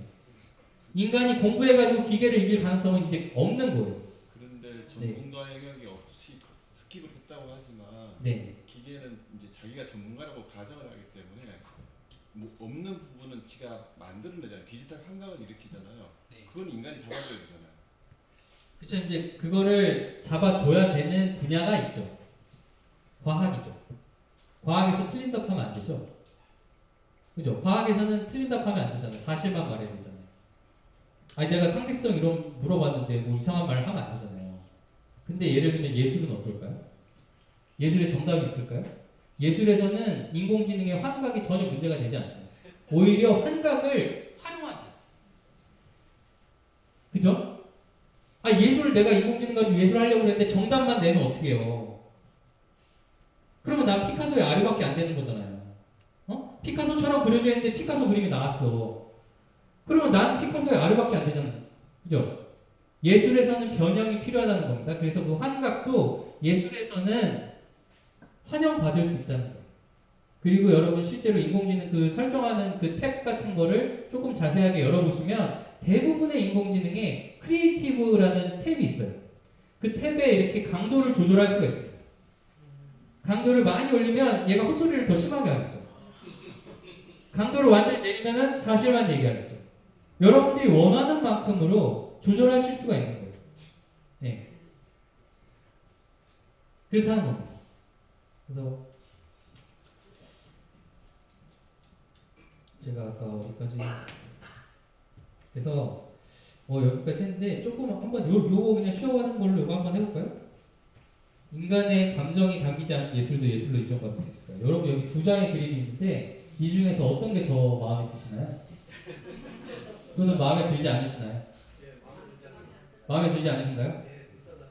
아 정말 저는 너무 좋습니다. 저는 또 마음에 드시는 분도 계실 텐데 저하고 생각이 뭐 다르실 수도 있어요. 저는 왼쪽에 마음에 듭니다. 이거요 빨간색이요. 예, 왼쪽 봐요. 더 무질서한 게 마음에 듭니다. 네? 저쪽. 네, 저쪽이 마음에 드시고. 그러면 한번 대충 한번 이렇게 한번 손 들어볼까요? 저 이쪽 빨간색 저쪽이 마음에 드신다. 이쪽 파란색 이쪽이 마음에 드신다. 파란색이 훨씬 많으신데요? 둘 다 마음에 안 드는 사람도 네, 둘 다 마음에 안 드실 수도 있죠. 저 같은 사람도 별로 둘 다 마음에 이거 안 들어갑니다. 제가 이걸 이제 왜 했냐면 여러분 이거 인공지능 그림이라고 생각하시나요? 저게 인공지능 그림이라고 생각하시나요? 둘 다 인공지능? 왼쪽은 제가 불렀어요. 네, 그죠. 왼쪽은 현대 미술가 중에서 아주 그냥 더럽게 유명한 사람이 있어요. 그림 한 장이 뭐 4,000원인가 5,000원인가 뭐 그렇대요. 사실 저는 그것도 이해가 안 가거든요. 왜 그림 한 장이 그렇게 비싼지. 그것도 좀 할 얘기가 많은데 어쨌든 몇천 원짜리 그림이에요. 이거는 누가 그렸을까요? 아니에요. 이건 침팬지가 그린 거예요. 이건 침팬지가 그린 거고요. 제가 여기 인간의 감정이 담기지 않은 예술도 예술로 인정받을 수 있을까요? 라고 했잖아요. 저 그림은 2천억 원에 팔렸잖아요. 2천억 원인가 뭐. 이 그림은요 2천만 원에 팔렸어요. 2천만 원. 자, 그리고 얘는 지금 침팬지인데 의도가 있을까요? 뭐 의미를 얘가 알까요? 무슨 뭐 감정이 있을까요? 아니면 뭐 무슨 뭐 미학적인 지식이 있을까요? 철학이 있을까요? 아무것도 없잖아요. 그거 우리가 모르죠. 근데 이 그림을 침팬지가 그림이라는 걸 가르쳐주지 않고 미술 평론가들한테 이 그림을 좀 평가해 달라고 했더니 이거는 현대적인 추상 미술 작품으로 굉장히 훌륭한 작품, 서정적인 추상미가 있는 작품이다라고 평가를 했단 말입니다. 네? 근데 저는 의심이 아주 많은 사람이거든요. 의심이 많은 사람이라서 이거를 한 미술을 전공하는 대학생 한 50명 포함해가지고 예술 전공하는 대학생 한 200명 제가 설문조사를 해봤어요. 어떤 게 더 아름답냐. 점수가 차이가 나지 않았어요. 그리고 미술 전공생 중에 대부분은 저게 잭슨 폴록의 작품인 걸 알잖아요. 네. 아는데도 불구하고 이거를 비슷하게 평가한 거예요. 여러분, 인간의 감정이 담기지 않은 곳에서도 인간은 아름다움을 느끼나요? 어떤 곳에서 또 느끼시나요? 자연, 맞습니다. 여러분, 자연 보고 기가 막히게 아름답잖아요, 자연. 이거 봐요. 이거 얼마나 아름답습니까? 이거 보고 아름답지 않다고 생각하실 분이 어디가 있을까요? 근데 자연을 인간이 그렸나요? 자연을 인간이 만들었나요? 여기다 물 이렇게 퍼다 놓고 나무 심어다 놓고 이렇게 하는 거예요? 아니잖아요. 그죠? 아닙니다. 인간의 감정이 있어야지, 인간의 뭐 이런 영혼이 담겨야지, 뭐 영감이 담겨야지 우리가 예술 작품이라고 느끼고 아름다움을 느낀다고 생각하시는 거는 아니에요. 그렇지가 않아요. 예, 그렇지가 않습니다. 그래서 기계의 작품에서도 우리가 어느 정도 아름다움을 느낄 수 있다는 거고요. 이것도 좀 얘기를 좀 해볼 만할 것 같아요. 저작권 이슈가 굉장히 또 큽니다. 예. AI 시대에 저작권 이슈가 굉장히 크죠. 여러분, 저작권은 누가 가져야 한다고 생각하시나요? 작가가요? 작가라면 누구를 말씀하시는 거죠? 그러니까 AI한테 AI가 인스트럭션을 준 사람이 작가라. 프로그래머. 그러니까 자기가 원하는 거를 그 기계적 언어로 이렇게 바꾸게 한 그 사람이 프랑스 작가. 문자라는 거는 예. 예, 또. 아니 논쟁적인 것 같아요. 이게 네. 지브리 사태 봤을 때도 네네. 사실 이렇게 하야오 같은 경우도 뭐 언급을 안 했잖아요. 분명히. 약간 그 작가가 만약에 분명한 어떤 그런 게 있었다 그러면 언급을 했을 텐데 불편한 부분이 있고 그런 부분에 대해서 해결되지 않는 부분이니까 스스로 얘기를 안 한 것 같거든요.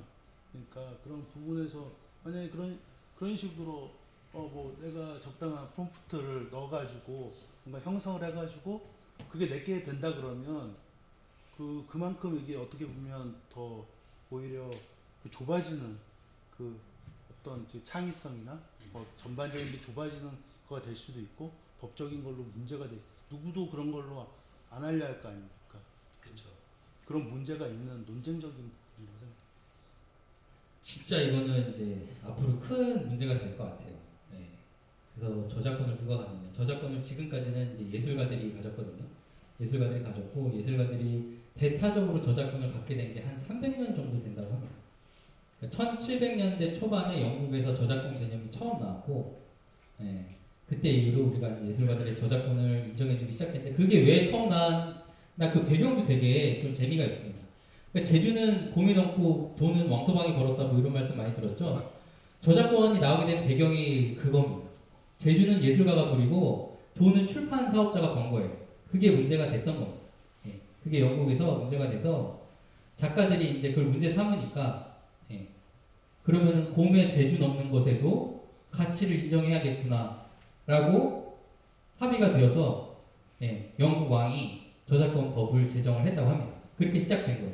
그래서 그 이후에 300년 동안은 예술가의 저작권을 강화하는 단 하나의 방향으로 진행이 됐죠. 그래서 저작권을 인정하지 않는 국가는 굉장히 후진국이라고 우리가 생각을 하고, 무단복제 막 파일 다운로드 여러분 많이 받으셨죠? 저도 많이 받았는데요. 우리가 그런 아무튼 시대를 살았는데 앞으로 어떨까 저작권이. 그래서 저작권 논쟁은 사실 아직 끝난 건 아니고요. 이거 뭐 합의될 수도 없습니다. 합의될 수도 없어요. 그래서 예술가들은 주로 어떤 관점을 갖고 있냐면요. 야, 인공지능이 공부할 때 쓴 원재료들을 다 우리가 된 거니까, 우리가 된 거니까, 그래도 저작권을 우리한테 줘야 되는 거 아니냐, 이렇게 얘기하고 있고요. 인공지능을 사용하는 소비자는 어떨까요? 인공지능 사용하는 소비자는, 야, 내가 돈 내고 사용하는데 저작권 너한테 줘야지라고 말할 거 아니에요. 나 공짜로 쓰는 거 아닌데. 그죠? 아무 입장도 표명하지 잘 않는 곳은 인공지능을 만드는 회사입니다. 인공지능을 만드는 회사는 입장 표명을 하지 않아요. 자기네는 가만히 있어도 되거든요. 자기네 싸움이 안 돼요. 가만히 있습니다. 그냥 강만도 불구경하듯이 가만히 있는데, 근데 인공지능 회사에서 정책적으로 아무 말도 안 하면서 사실상 그 저작권을 사용자에게 주고 있습니다. 소비자에게 주고 있어요. 여러분들이 지금 유료로 구독을 해가지고 인공지능을 사용해서 뭘 만들면 그 사용권이 여러분한테 있어요. 이미 그래서 사실상 이 게임은 끝난 것으로 저는 생각을 하고 있습니다. 별로 논쟁의 여지가 없어 보여요. 만약에 이걸 문제 삼으려면 어떻게 될까요? 만약에 이걸 문제 삼으려면 그렇기도 하고 원리적으로 한번 생각을 해보겠습니다. 그 예술가들이 말하는 게 원리적으로 얼마큼 모순이 있는지 한번 다 같이 한번 생각을 해볼게요. 자, 인공지능이 뭘 만들 때 내 작품을 학습했으니까 그것에 대한 사용료를 내라고 말하잖아요. 그러면 예술가들도 자기 작품을 할 때 다른 사람의 작품을 공부했을 거 아니에요. 그러면 그때 사용료를 내야 되잖아요. 내나요? 저는 10원 한 장 내는 사람을 본 적이 없거든요. 그리고 예술이 얼마나 특별 대우를 원하는 분야인가를 제가 이 과학 관심 가지게 되면서 이렇게 알게 되는데요. 과학 논문을 보면요, 한 줄이라도 기여한 사람은요 그 위에 저자로 다 들어갑니다. 그래서 요즘 나오는 인공지능 논문 보시면요 저자가 수십 명이에요. 수십 명이고요. 저자로 등재되지 않더라도 본문의 내용이 언급되면 뒤에 레퍼런스로 다 나옵니다. 레퍼런스가 수십 명씩 나오잖아요. 수십 개씩. 자, 근데 작품은 어떤가요? 잭슨 폴록이 아까 막 복잡한 그림 그려놓고서 자기가 그 그림을 그릴 때 누구 작품을 참조했는지 레퍼런스를 남겼을까요? 여러분이 듣고 있는 음악 많잖아요. 그 음악 다 누군가 작곡했을 텐데 그 작곡가들은 그 음악 작곡하기 위해서 그 앞에 존재했던 음악을 엄청나게 다 레퍼런스 했을 거거든요. 레퍼런스 남겼나요? 왜 이렇게 특별 대우를 원하는지 잘 이해가 안 돼요. 그렇습니다. 그래서 할 말이 없다는 거예요. 할 말이. 내가 예술가지만 우리가 해온 방식이 있기 때문에 이제 와서 문제 삼기에는 면목이 없다는 겁니다. 그런 문제가 좀 있고요. 이게 이제 공정한 것에 대한 문제고요. 앞으로가 더 문제입니다. 앞으로가. 저작권이 이제 앞으로 어떻게 될 거냐는 거예요. 저작권이 있는 게, 저작권이니까 왜 생겼냐면요. 예술가들의 경제력을 보존해주기 위해 생긴 거예요. 예술가들의 경제력을 보존해주기 위해 생긴 겁니다. 그러니까 예술가 입장에서는 이 저작권을 지키는 게 자기의 생존과 직결된 겁니다. 굉장히 중요한 거예요. 근데 앞으로 예술가들이 자기의 생존, 경제적인 자립을 위해서 저작권에 집착하면 그것이 예술가의 생존에 어떻게 영향을 미칠까요? 방해가 될까요? 도움이 될까요? 엄청난 방해가 될 겁니다. 왜냐하면요, 여러분들이 소비자잖아요. 여러분들 회사에서 보고서도 쓰시고 뭐 많이 하실 거예요. 그러면 요즘 보고서 쓸 때 이미지 많이 쓰시잖아요. 그 이미지 사용료를 요즘은 다 낼 수밖에 없게 돼 있어요. 저작권이 강화가 되고 있습니다. 여러분 입장에서는 선택권이 두 개가 생긴 겁니다. 이제 이미 저작권이 있는 사람이 작품을 저작권료를 지불하고 사용하든가, 아니면 인공지능을 사용해서 이미지를 만들던 공짜입니다. 여러분이 소비자라면 어느 쪽을 택하시겠냐는 거예요. 돈안 되는 쪽. 공짜 얼마나 좋습니다. 공짜. 공짜마다 하시기가 어려우실 거라는 겁니다. 근데 그 공짜가 퀄리티가 나쁘길 한가? 속도가 떨어지길 하나? 그리고 저는 감정 비용이라는 말을 쓰거든요. 감정 비용. 여러분들 돈 내는 것만 비용이라고 생각하시죠? 스트레스가 여러분의 비용입니다. 예술가하고 작업 한번 해보셨나요? 예술가하고 작업 한번 해보셨어요? 제가 아까 건축 얘기했잖아요. 설계도 이제 이 사람이 시안 2개 그려옵니다. 그러면 여러분들이 돈을 내는 입장이잖아요. 내가 집주인이에요. 내가 돈 낼 거예요. 근데 우리 작가님의 작품에 흠집에 내는 게 쉬운 일이 아닙니다. 작가님 여기 좀 이렇게 고쳐주세요. 라고 말하는 게 쉬운 일이 아니에요. 그러니까 여러분 인간과의 작업을 우리가 좋아서 한 게 아니라는 것도 우리가 지금 와서 알게 되는 거예요. 인간과의 작업을 우리가 좋아서 한 게 아니라 피할 수 없기 때문에 했던 겁니다. 그거 말고 방법이 없었기 때문에 그 방법에 매달렸던 거예요. 그래서 좋은 관계를 유지하라는 자기 개발서가 그렇게 쏟아져 나왔던 겁니다. 그걸 피할 수 없었기 때문에. 요즘 젊은 친구들 어떤가요? 인간관계가 여러분 세대만큼 활발한가요? 그렇지 않습니다. 그 젊은 친구들은 그러면 왜 여러분만큼 인간관계를 활발하게 하지 않을까요? 그렇게 하지 않아도 생존할 수 있는 다른 길이 열렸기 때문에 그런 거예요. 저작권이 지금 그 사례의 하나로 얘기할 수밖에 없는 상황이 온 겁니다. 저작권에 대해서. 그래서 만약에 앞으로도 예술가들이 자신들의 저작권에 대해서 그렇게 강한 어떤 그런 주장을 한다면 소비자들이 돌아서게 될 거라는 거예요. 소비자들이 다른 길을 찾아갈 거라는 거예요. 그래서 그런 점에 있어서 저는 사실 이 예술가들의 그 상황이 너무 많이 걱정이 되고 이거를 어떻게 해결할 수 있을지 너무 안타깝고 그런 상황입니다. 그런데 해법은 사실 딱히 없는 것 같아요. 예, 그런 좀 상황입니다.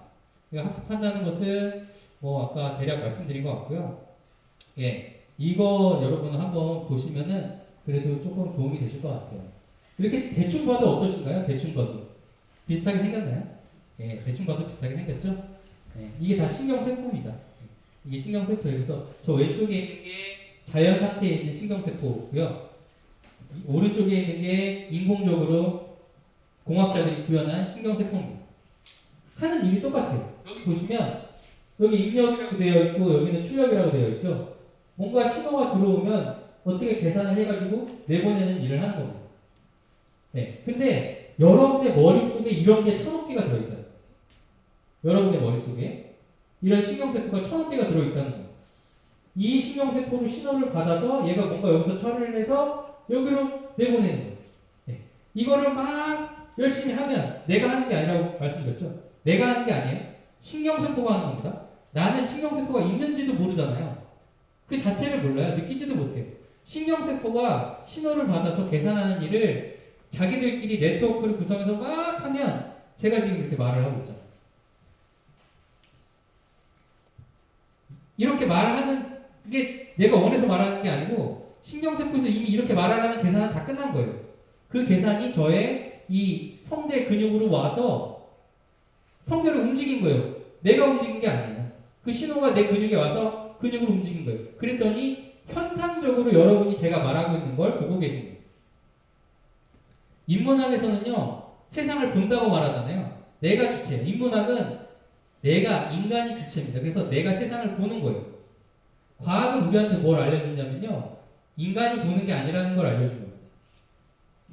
인간이 보는 게 아니고요, 저기에 있는 빛이 내 눈으로 들어와야지 내가 보는 행위가 완성이 되는 거예요. 근데 내가 그 빛을 끌어당긴 적도 없고 내가 뭐 아무것도 한 게 없고 빛은 자동으로 내 망막에 와서 닿는 겁니다. 네. 아무튼 그렇다는 겁니다. 그래서 근데 이제 인간의 뇌하고 기계의 뇌하고 이렇게 생긴 거는 비슷하죠. 예, 생긴 거는 비슷합니다. 생긴 거는 비슷하고 하는 일도 모방했기 때문에 거의 똑같아요. 예, 거의 똑같은데 이제 다른 점 중에 뭐가 대표적으로 다른가요를 말하자면 제가 말씀드리는 거는 기계의 지능은 복사가 된다는 거예요. 그게 인간 지능하고 가장 다른 점입니다. 여러분, 이게 잘 와닿지 않으실 텐데 왜 저는 아인슈타인만큼 똑똑하지 않을까요? 왜 저는 다빈치처럼 그림을 그리지 못할까요? 다빈치의 뇌나 아인슈타인의 뇌를 제가 내려받을 수 있으면, 복사할 수 있으면 그렇게 됐을 거예요. 그죠? 인간의 뇌는 제가 저의 단어로는 단말기 차원에서 돌아간다고 말씀드려요. 인간의 뇌는 요거 한 개 한 개가 다 단말기입니다. 요 단말기가 다 따로 놀아요.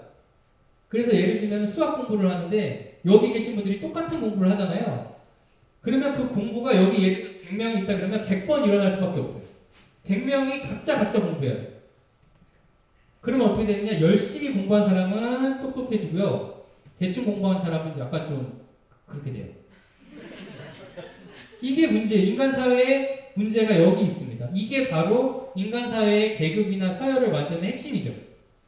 지능이 복사가 안 돼. 열심히 한 사람은 똑똑해지고 대충 한 사람은 그냥 대충 되고. 이 차이가 있잖아요. 기계지능은 어떤 거예요? 기계지능.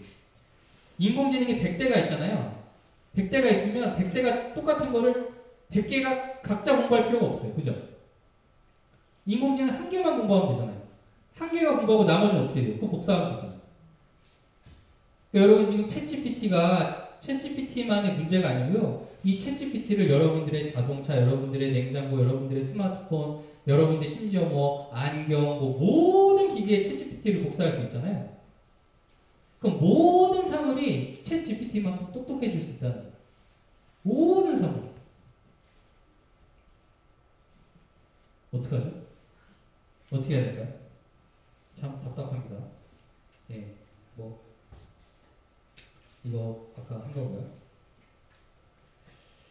네, 그 다음에 여러분 인공지능의 의미를 이해할 수 있는지도 굉장히 궁금해하실 텐데 여러분 의미가 뭘까요? 의미가 뭔지 궁금하실 텐데 저는 이제 좀 이 책에서 제가 그냥 과감하게 말씀드렸습니다. 의미는 통계다라고 말씀드렸어요. 의미는 통계다. 예. 의미라는 게 통계적인 거예요. 알고 보니까 통계적인 거예요. 예. 여러분 사과라는 단어 있죠? 사과라는 단어가 말하는 게 도대체 뭘까요? 사과. 여러분 이 세상에 똑같이 생긴 사과가 단 한 개라도 존재할까요? 지구상의 모든 대륙에 사과나무가 자라고 있고 거기서 사과 열매가 열리고 있는데 똑같이 생긴 사과가 단 한 개라도 있나요? 없잖아요. 근데 왜 우리는 그걸 사과라고 부르죠? 그게 통계입니다. 본질적으로 같은 것만 뽑아낸 거예요. 우리가. 인간의 뇌가 하는 일이 이거예요.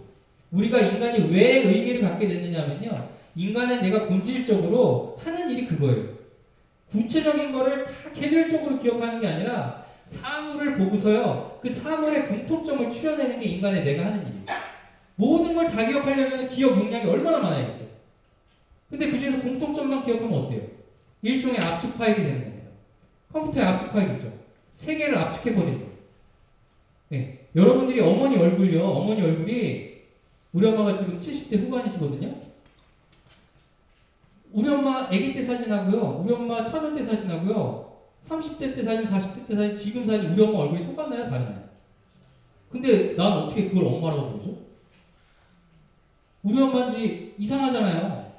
이상한 겁니다. 근데 내가 그 모든 다른 사진을 엄마라고 부르는 이유는 그 모든 사진에서 우리 엄마의 공통점만 찾아서 보기 때문에 그래요. 의미는 그렇게 만들어진 겁니다. 그게 의미예요. 네. 의미는 다른 게 아니고요. 세상에는 사물이 이 세계가 복잡하게 펼쳐집니다. 이 복잡한 세계를 단순화해서 보게 해주는 게 의미예요. 예를 들면 동사로 한번 해볼까요? 사과는 명사니까. 동사. 달린다. 수영한다. 여러분 달리는 행동에 똑같이 달리기라는 게 존재할 수 있나요? 이 세상에? 똑같은 달리기는 한 개도 없어요. 내가 100번 뛰면 100번 다 다르고요. 여러분 100명이 뛰면 100명이 다 다르게 뜁니다. 근데 우리는 심지어 동물이 뛰는 것까지 그냥 달린다고 퉁쳐버리는 거예요. 달린다. 여 말에 의미가 들어있잖아요. 이 의미가 뭐냐면요. 이 세계의 모든 달리기를 달린다라는 표현 하나로 압축해버리는 거예요. 이게 의미.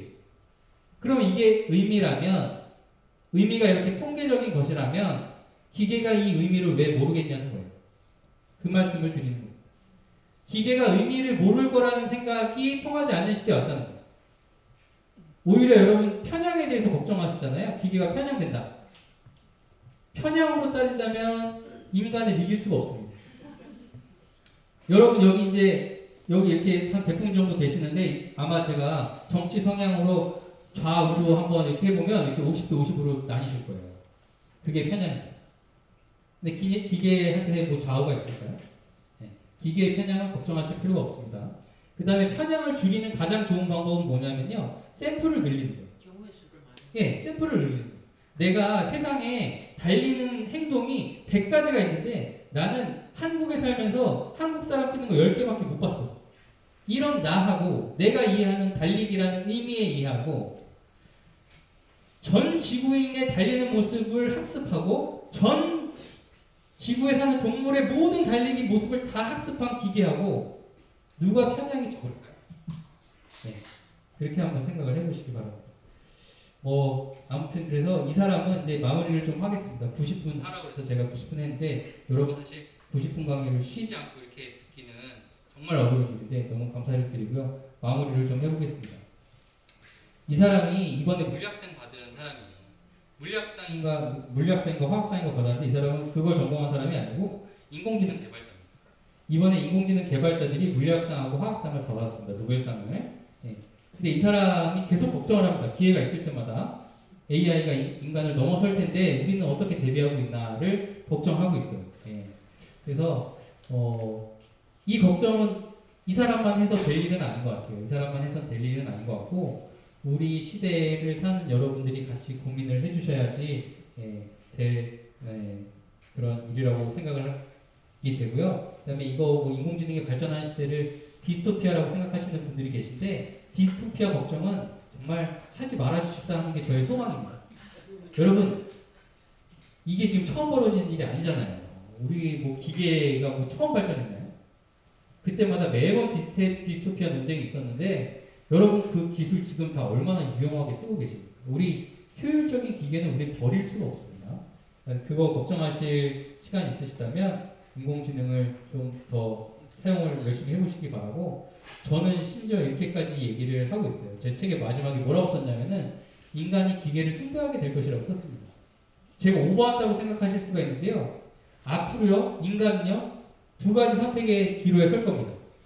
내가 내 생존을 위해서 어떤 정보를 취득하는데 그 정보를 인간한테 취득할 수도 있고요. 기계한테 취득할 수도 있을 거예요. 근데 만약에 기계가 주는 답이 인간이 주는 답보다 더 낫다는 경험이 쌓이면 쌓일수록 우리는 어떻게 될까요? 기계에 의지하는 비율이 높아질 거예요. 근데 앞으로 그 방향으로 가게 될 겁니다. 그리고 지금부터 20년, 30년 지나면 기계가 주는 답을 거역하는 것은 상상하지 못하는 지경에 이를 것 같아요. 그럴 것 같아요. 그래서 여러분도 그렇게 되는 게 어떤 건지 한번 생각을 해보시고요. 지금은요, 여러분 개미하고 배짱이 중에요. 개미 여러분 성실하지 않은 인간은 굉장히 욕 많이 먹었죠. 앞으로 성실한 인간은 살기 점점 힘들어질 겁니다. 왠지 아세요? 왠지 아세요? AI가 나겠죠. 내가 죽어라 하고 해도 AI의 성실성을 이길 수는 없어요. 미쳐버리고 말 겁니다. 그 다음에 배짱이는요. 아무것도 일을 안 하니까 먹을 것도 없고 뭐 얘는 뭐 공부도 안 했으니까 뭐 아는 것도 없고 이랬잖아요. 인공지능 시대에는요.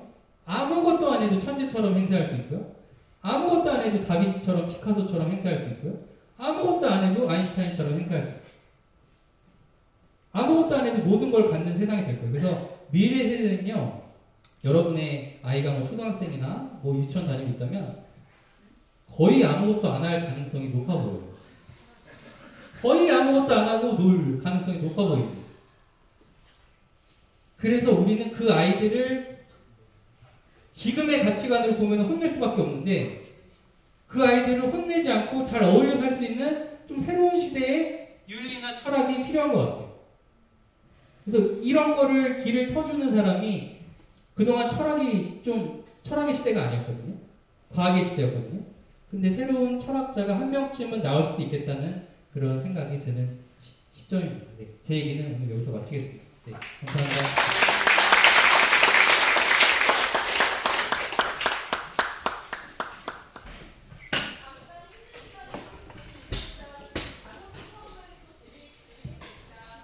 여러분 저기 질의응답 많이 하셔가지고 또 하실 분 계신가요? 질의응답 하실 분? 아 예.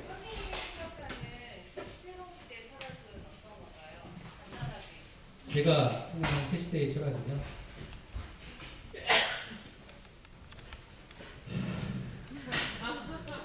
아무튼 성실성의 시대는 끝났어요. 성실성의 시대는 끝났다. 네. 배짱이로 사는데 좀 익숙해질 필요가 있겠다. 저도 질문이 있는데요.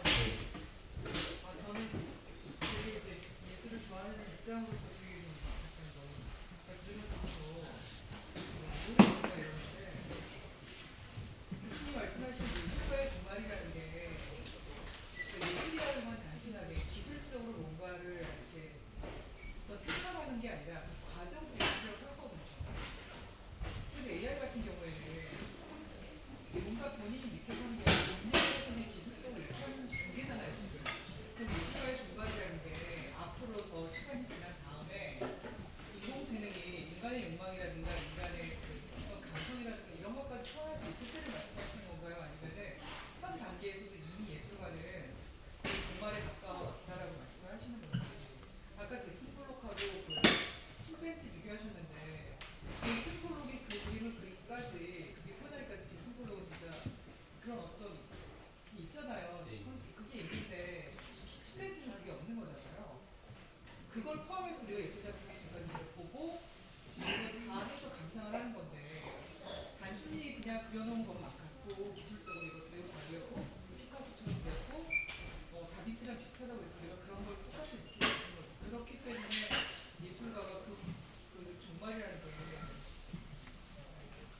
지금 제가 좀 너무 헷갈려서 아까 질문을 서운하시죠? 예. 그 마음을 제가 모르는 건 아닌데 그 참 어렵습니다. 그러니까 제가 서두에도 말씀드렸지만 예술가가 사라진다는 게 아니에요. 지금 그러니까 예술가는 앞으로도 예술을 하는 사람은 분명히 존재합니다. 그리고 지금도 그런데요. 예술가를 정의를 어떻게 할까요? 예를 들면 변호사, 의사는 자격증이 있어야 되잖아요. 예술가 자격증이 있나요? 없습니다. 예술가를 누구를 예술가로 부를 수 있을까에 대한 연구를 보면요. 본인을 스스로를 예술가라고 생각하는 사람이 예술가다라는 그 결론에 도달하더라고요.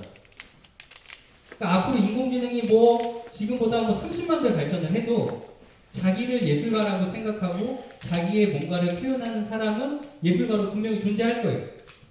예. 그거를 어떻게 할 수 있는 건 아니에요. 본인이 그렇게 생각한다면 그 사람은 예술가예요. 그런데 제가 이제 예술가의 종말이라고 말씀드리는 거는 내 개인 차원을 넘어서 이제 사회적인 현상으로 나올 때를 말하는 겁니다. 그것이 밖에서 소비가 되고 나는 생산자지만 누군가가 내 거를 소비해 주잖아요. 이게 사회활동인데 거기로 오면은 이 소비자에게는 선택이 늘었다는 거예요. 그때 이 소비자가 여전히 예술가를 찾을 것인지 아니면 다른 쪽으로 선택을 바꿔볼 것인지에 관한 거죠. 예. 그래서 이 예술가의 종말 시대에 우리가 심정적으로 느끼게 될 이 서운함은 아이고 참 저도 뭐라고 참 이거 어떻게 위로가 안 됩니다. 미술로 따지면은 물리적인 물성이 있는 그림이 있잖아요. 마티리가 있다면 질감을 느낄 수 있는 거랑 AI는 어쨌든 우리가 손으로 만들 수 있는 그림의 물질성 없잖아요. 그런 데 있어서는 가치가 이해를 해주시지 않을까요? 그러니까 저는 이제 그것도 이제 늘 나오는 얘기인데요. 물질성이 있다는 게 잘 생각을 해보십시오. 여러분 그 물질성이라고 말할 때는 우리가 종이나 물감이나 이런 거 떠올리시잖아요. 그러면은 종이나 물감이 없었던 시대의 그림은 예술이 아닌가요? 땅바닥에 그리면은 그거는 그림이 아닌가요? 제 생각에는 네. 그걸 소비하는 주체가 그것에 의미를 부여를 어떻게 하느냐에 따라 그렇죠. 예, 맞습니다. 그래서 아까 본인이 예술가라고 생각하는 사람이 있는 한 예술가는 존재한다는 것처럼 이쪽 반대편에서도 저 사람은 예술가다라고 인정하는 사람이 있는 한 예술가는 존재하는 거죠. 예. 그래서 그 자체를 부정할 수는 없습니다. 그리고 우리 선생님 방금 질문은 물질성이라는 거는 우리가 그 시대에 따라서 다루는 물질이 달라집니다. 그 시대의 어느 기술의 지점까지 왔느냐에 따라서 우리가 다룰 수 있는 물질이 달라져요. 제가 첫 책에 뭐라고 썼냐면은 미래의 예술가는 우리 여기 파일명 보면은 PDF, 뭐 AVI 이런 그 파일명 있잖아요. 앞으로는 DNA라는 파일명이 나올 거라고 제가 썼어요. 우리가 지금 단계에서는 생명의 정보까지 우리가 정보를 다룰 수 있는 기술이 있잖아요. 그러면 그 기술을 다뤄서 왜 그걸로 예술을 못하냐는 거예요. 이미 그런 예술도 있죠. 그래서 그 물질성이라는 것도 그 시대에 어디까지 왔느냐에 따라서 다룰 수 있는 기술이 달라지고 우리 시대에 역으로 질문을 던져야 됩니다. 왜 그림을 꼭 그림이라는 물질에 그려야 되냐? 왜 그림을 꼭 물감으로 그린 것만 예술이냐? 아니, 디스플레이가 새로운 도화지인데 그렇잖아요. 디스플레이에 그리면 우리가 스마트폰에서도 볼 수 있고 여기서도 볼 수 있고 그죠? 종이에다 그리면요. 그 종이가 걸려있는 갤러리 아니면 그 그림은 볼 수가 없습니다. 예술의 혜택을 누구에게 많이 줄 거냐를 따지면 디스플레이가 왜 나쁜 선택입니까? 라고 답변을 드릴 수 있을 것 같아요. 장난스러운 질문일 것 같은데요. 이러한 질문들이나 이러한 설명들을 지금 강사님한테 듣는 게 더 유익한가요? 아니면 AI한테 물어보는 게 더 유익한가요? 제가 드리고 싶은 말씀이에요. 강사님은 언제까지 이런 책과 이러한 강의를 하실 수 있을 것이라고 예상을 하시는지와 만약에 어느 정도가 되면 나중에 이러한 행위들, 이러한 조작 활동들 대신에 다른 것들을 선택해야 된다면은 어떤 것들을 생각하고 계신지. 아 정말 뼈를 때리셨네요. 네. 그죠. 제가 학생들한테 늘 하는 말이 요새 그거. 야 니네 학교 왜 오냐? 내가 너네들한테 알려주는 것 중에 너네가 스스로 이거 인공지능하고 대화하거나 검색해서 찾을 수 없는 말을 내가 하는 게 한 문장이라도 있냐? 라고 제가 질문을 하거든요. 근데도 꾸역꾸역 돈을 내고 학교를 오더라고요. 저도 마찬가지예요. 저도 책 쓸 때 이번 책 쓸 때는 정말로 의지를 많이 했어요. 의지를 많이 한 정보가 아니고요. 없으면 못 썼어요. 네. 내가 쓴 건지 인공지능이 쓴 건지 잘 모르는데 얘는 얼마나 착한지 저작권 달라는 얘기를 안 해요. 네.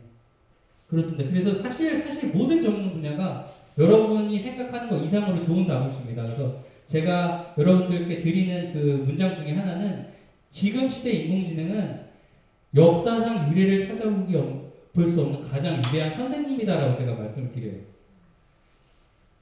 전문가의 시대가 우리가 살아온 시대잖아요. 그래서 우리는 공부를 해도 20년 동안 하나의 분야밖에 몰라요. 그럼 20년 공부하고 나면 어떻게 되냐면 지쳐가지고 공부 안 합니다. 그러니까 평생 자기가 20년 동안 공부한 거 가지고 나머지 사는 거예요. 그게 우리가 지금까지 살아왔던 방식이거든요. 근데 인공지능한테 물어보세요. 한번. 분야를 막론합니다. 얘한테 뭘 물어봐도 다 나와요. 여태까지 이런 인간은 없었습니다. 동양 철학, 서양 철학, 과학, 물리학, 음악, 모르는 게 없어요. 심지어 요즘 유행하는 유머. 그렇습니다. 그러니까 여러분 디스토피아 걱정하지 마시고 얘한테 뭐든지 물어보시고 정말로 천재가 되고 싶으신 분들은 되실 수가 있으신 시절입니다. 네. 그 강사님, 교수님이 이 책을 쓸 때 많이 의지했다 했잖아요. 근데 우리는 내가 무슨 내용을 질문할지를 생각해가지고 질문하잖아요. 근데 AI도 그런 질문할. 그러니까 제가 이제 AI를 처음 나왔을 때가 2022년 10월로 제가 기억을 하는데 그때부터 저는 이제 구독을 해가지고 썼는데 그때는 조금 엉성한 면도 있었습니다. 근데 이제 불과 2년이잖아요. 불과 2년 사이에 얘가 엄청난 발전을 거듭하는데요. 제가 이제 최근에는 어떤 이제 시점까지 왔냐면요. 얘한테 점수를 잘 못 받으면 불안 증세가 왔습니다. 그러니까 제가 책을 쓸 때 어떻게 했냐면요. 문단 전체 있죠. 문단 전체. 문단 전체면 대충 한 10문장 정도, 20문장 정도 되거든요. 그 정도 쓰고 나면요. 그걸 얘한테 통째로 넣어요. 통째로 넣고 너는 이거에 대해서 어떻게 생각하냐고 제가 묻습니다. 그럼 걔가요. 그거에 대해서 답을 해줘요. 어쩌고저쩌고 답을 해줍니다. 근데 초반에는 좀 답이 엉성했어요. 근데 제가 책을 마무리할 시점에는 얘가 어디까지 왔냐면요. 그거에 이 문장에서 잘된 점, 강점, 단점, 부족한 점, 개선해야 될 점을 쫙 요약해주고요. 더 기가 막힌 거는 점수를 매길 때예요. 100점 만점에 몇 점이라고 점수를 써주는데 제가 95점 밑으로 맞잖아요. 다시 씁니다. 제가 97점 받을 때까지 고쳤습니다. 이게 뭐냐면요. 제가 여기도 슬라이드가 아마 있을 텐데요. 이렇게 되는 거예요. 이렇게. 그러니까 이게 뭐냐면 제가 역전됐다고 했잖아요. 창작도 인간이 하고, 그러니까 여러분 뭐 기술 복제 시대 이런 말씀 많이 들어보셨죠? 이게 뭐냐면은 100년 전의 기술이라는 거는 인간이 뭔가를 창작하면 그 결과물을 복사해 주는 거, 그걸 기계가 했다는 거예요. 근데 지금 거꾸로 된 거예요. 지금 기계가 창작하고 인간이 그걸 복사해서 퍼나르는 거예요. 제가 지금 이 그림 있죠? 이거 기계가 만든 그림이에요. 제가 문장을 뭐라고 넣냐면 기계가 창작을 하면 인간이 퍼나른다라는 문장을 넣은 거예요. 그래서 얘가 이런 그림을 그려줬고 여기에 얘가 이 문맥을 이용해서 기계에서 사람으로 간다는 화살표까지 그려줬죠. 그리고 저는 그걸 퍼다가 날라서 여러분한테 보여드리고 있잖아요. 그죠? 그런 세상이 돼가고 있습니다. 네. 기계와 문화가 되는 사회가 될 것 같은 그런 암울한 시대가 올 것 같은 두려움이 그럴 때 어떻게 해결할지 듣고 싶습니다. 그러니까 저도 이제 뭐 잘은 모르겠는데 아무래지는 거는 분명한 것 같아요. 근데 이제 제가 철학이 필요하다고 말씀드린 이유가 뭐냐면은 그게 왜 암울해 보이냐는 거예요. 그게 암울해 보이도록 만들어진 철학을 우리가 교육받았기 때문에 그게 암울해 보일 가능성도 있거든요. 그게 암울하지 않다는 철학을 우리가 만들어야지 우리가 살 수 있다는 얘기를 드리는 거죠. 그러니까 성실성을 폐기해야 된다. 이 성실성의 철학이거든요. 그 철학에서 보면은 인간은 쓸모없는 존재가 되고 있는 거예요. 그럼 우리 못 살죠. 자존감이 없잖아. 어떻게 살아? 그러니까 그거를 역으로 바라보고 굉장히 그럴듯하게 소설을 써줄 수 있는 철학이 필요하다는 거예요. 여기서 이제 진짜 예술가가 나올 수도 있다는 거예요. 진짜 예술가라면 이 엄혹한 현실을 아름답게 포장해 줄 수 있는 진짜 뭐 기막힌 뭐가 좀 짠하고 나오면 저도 좋을 것 같아요.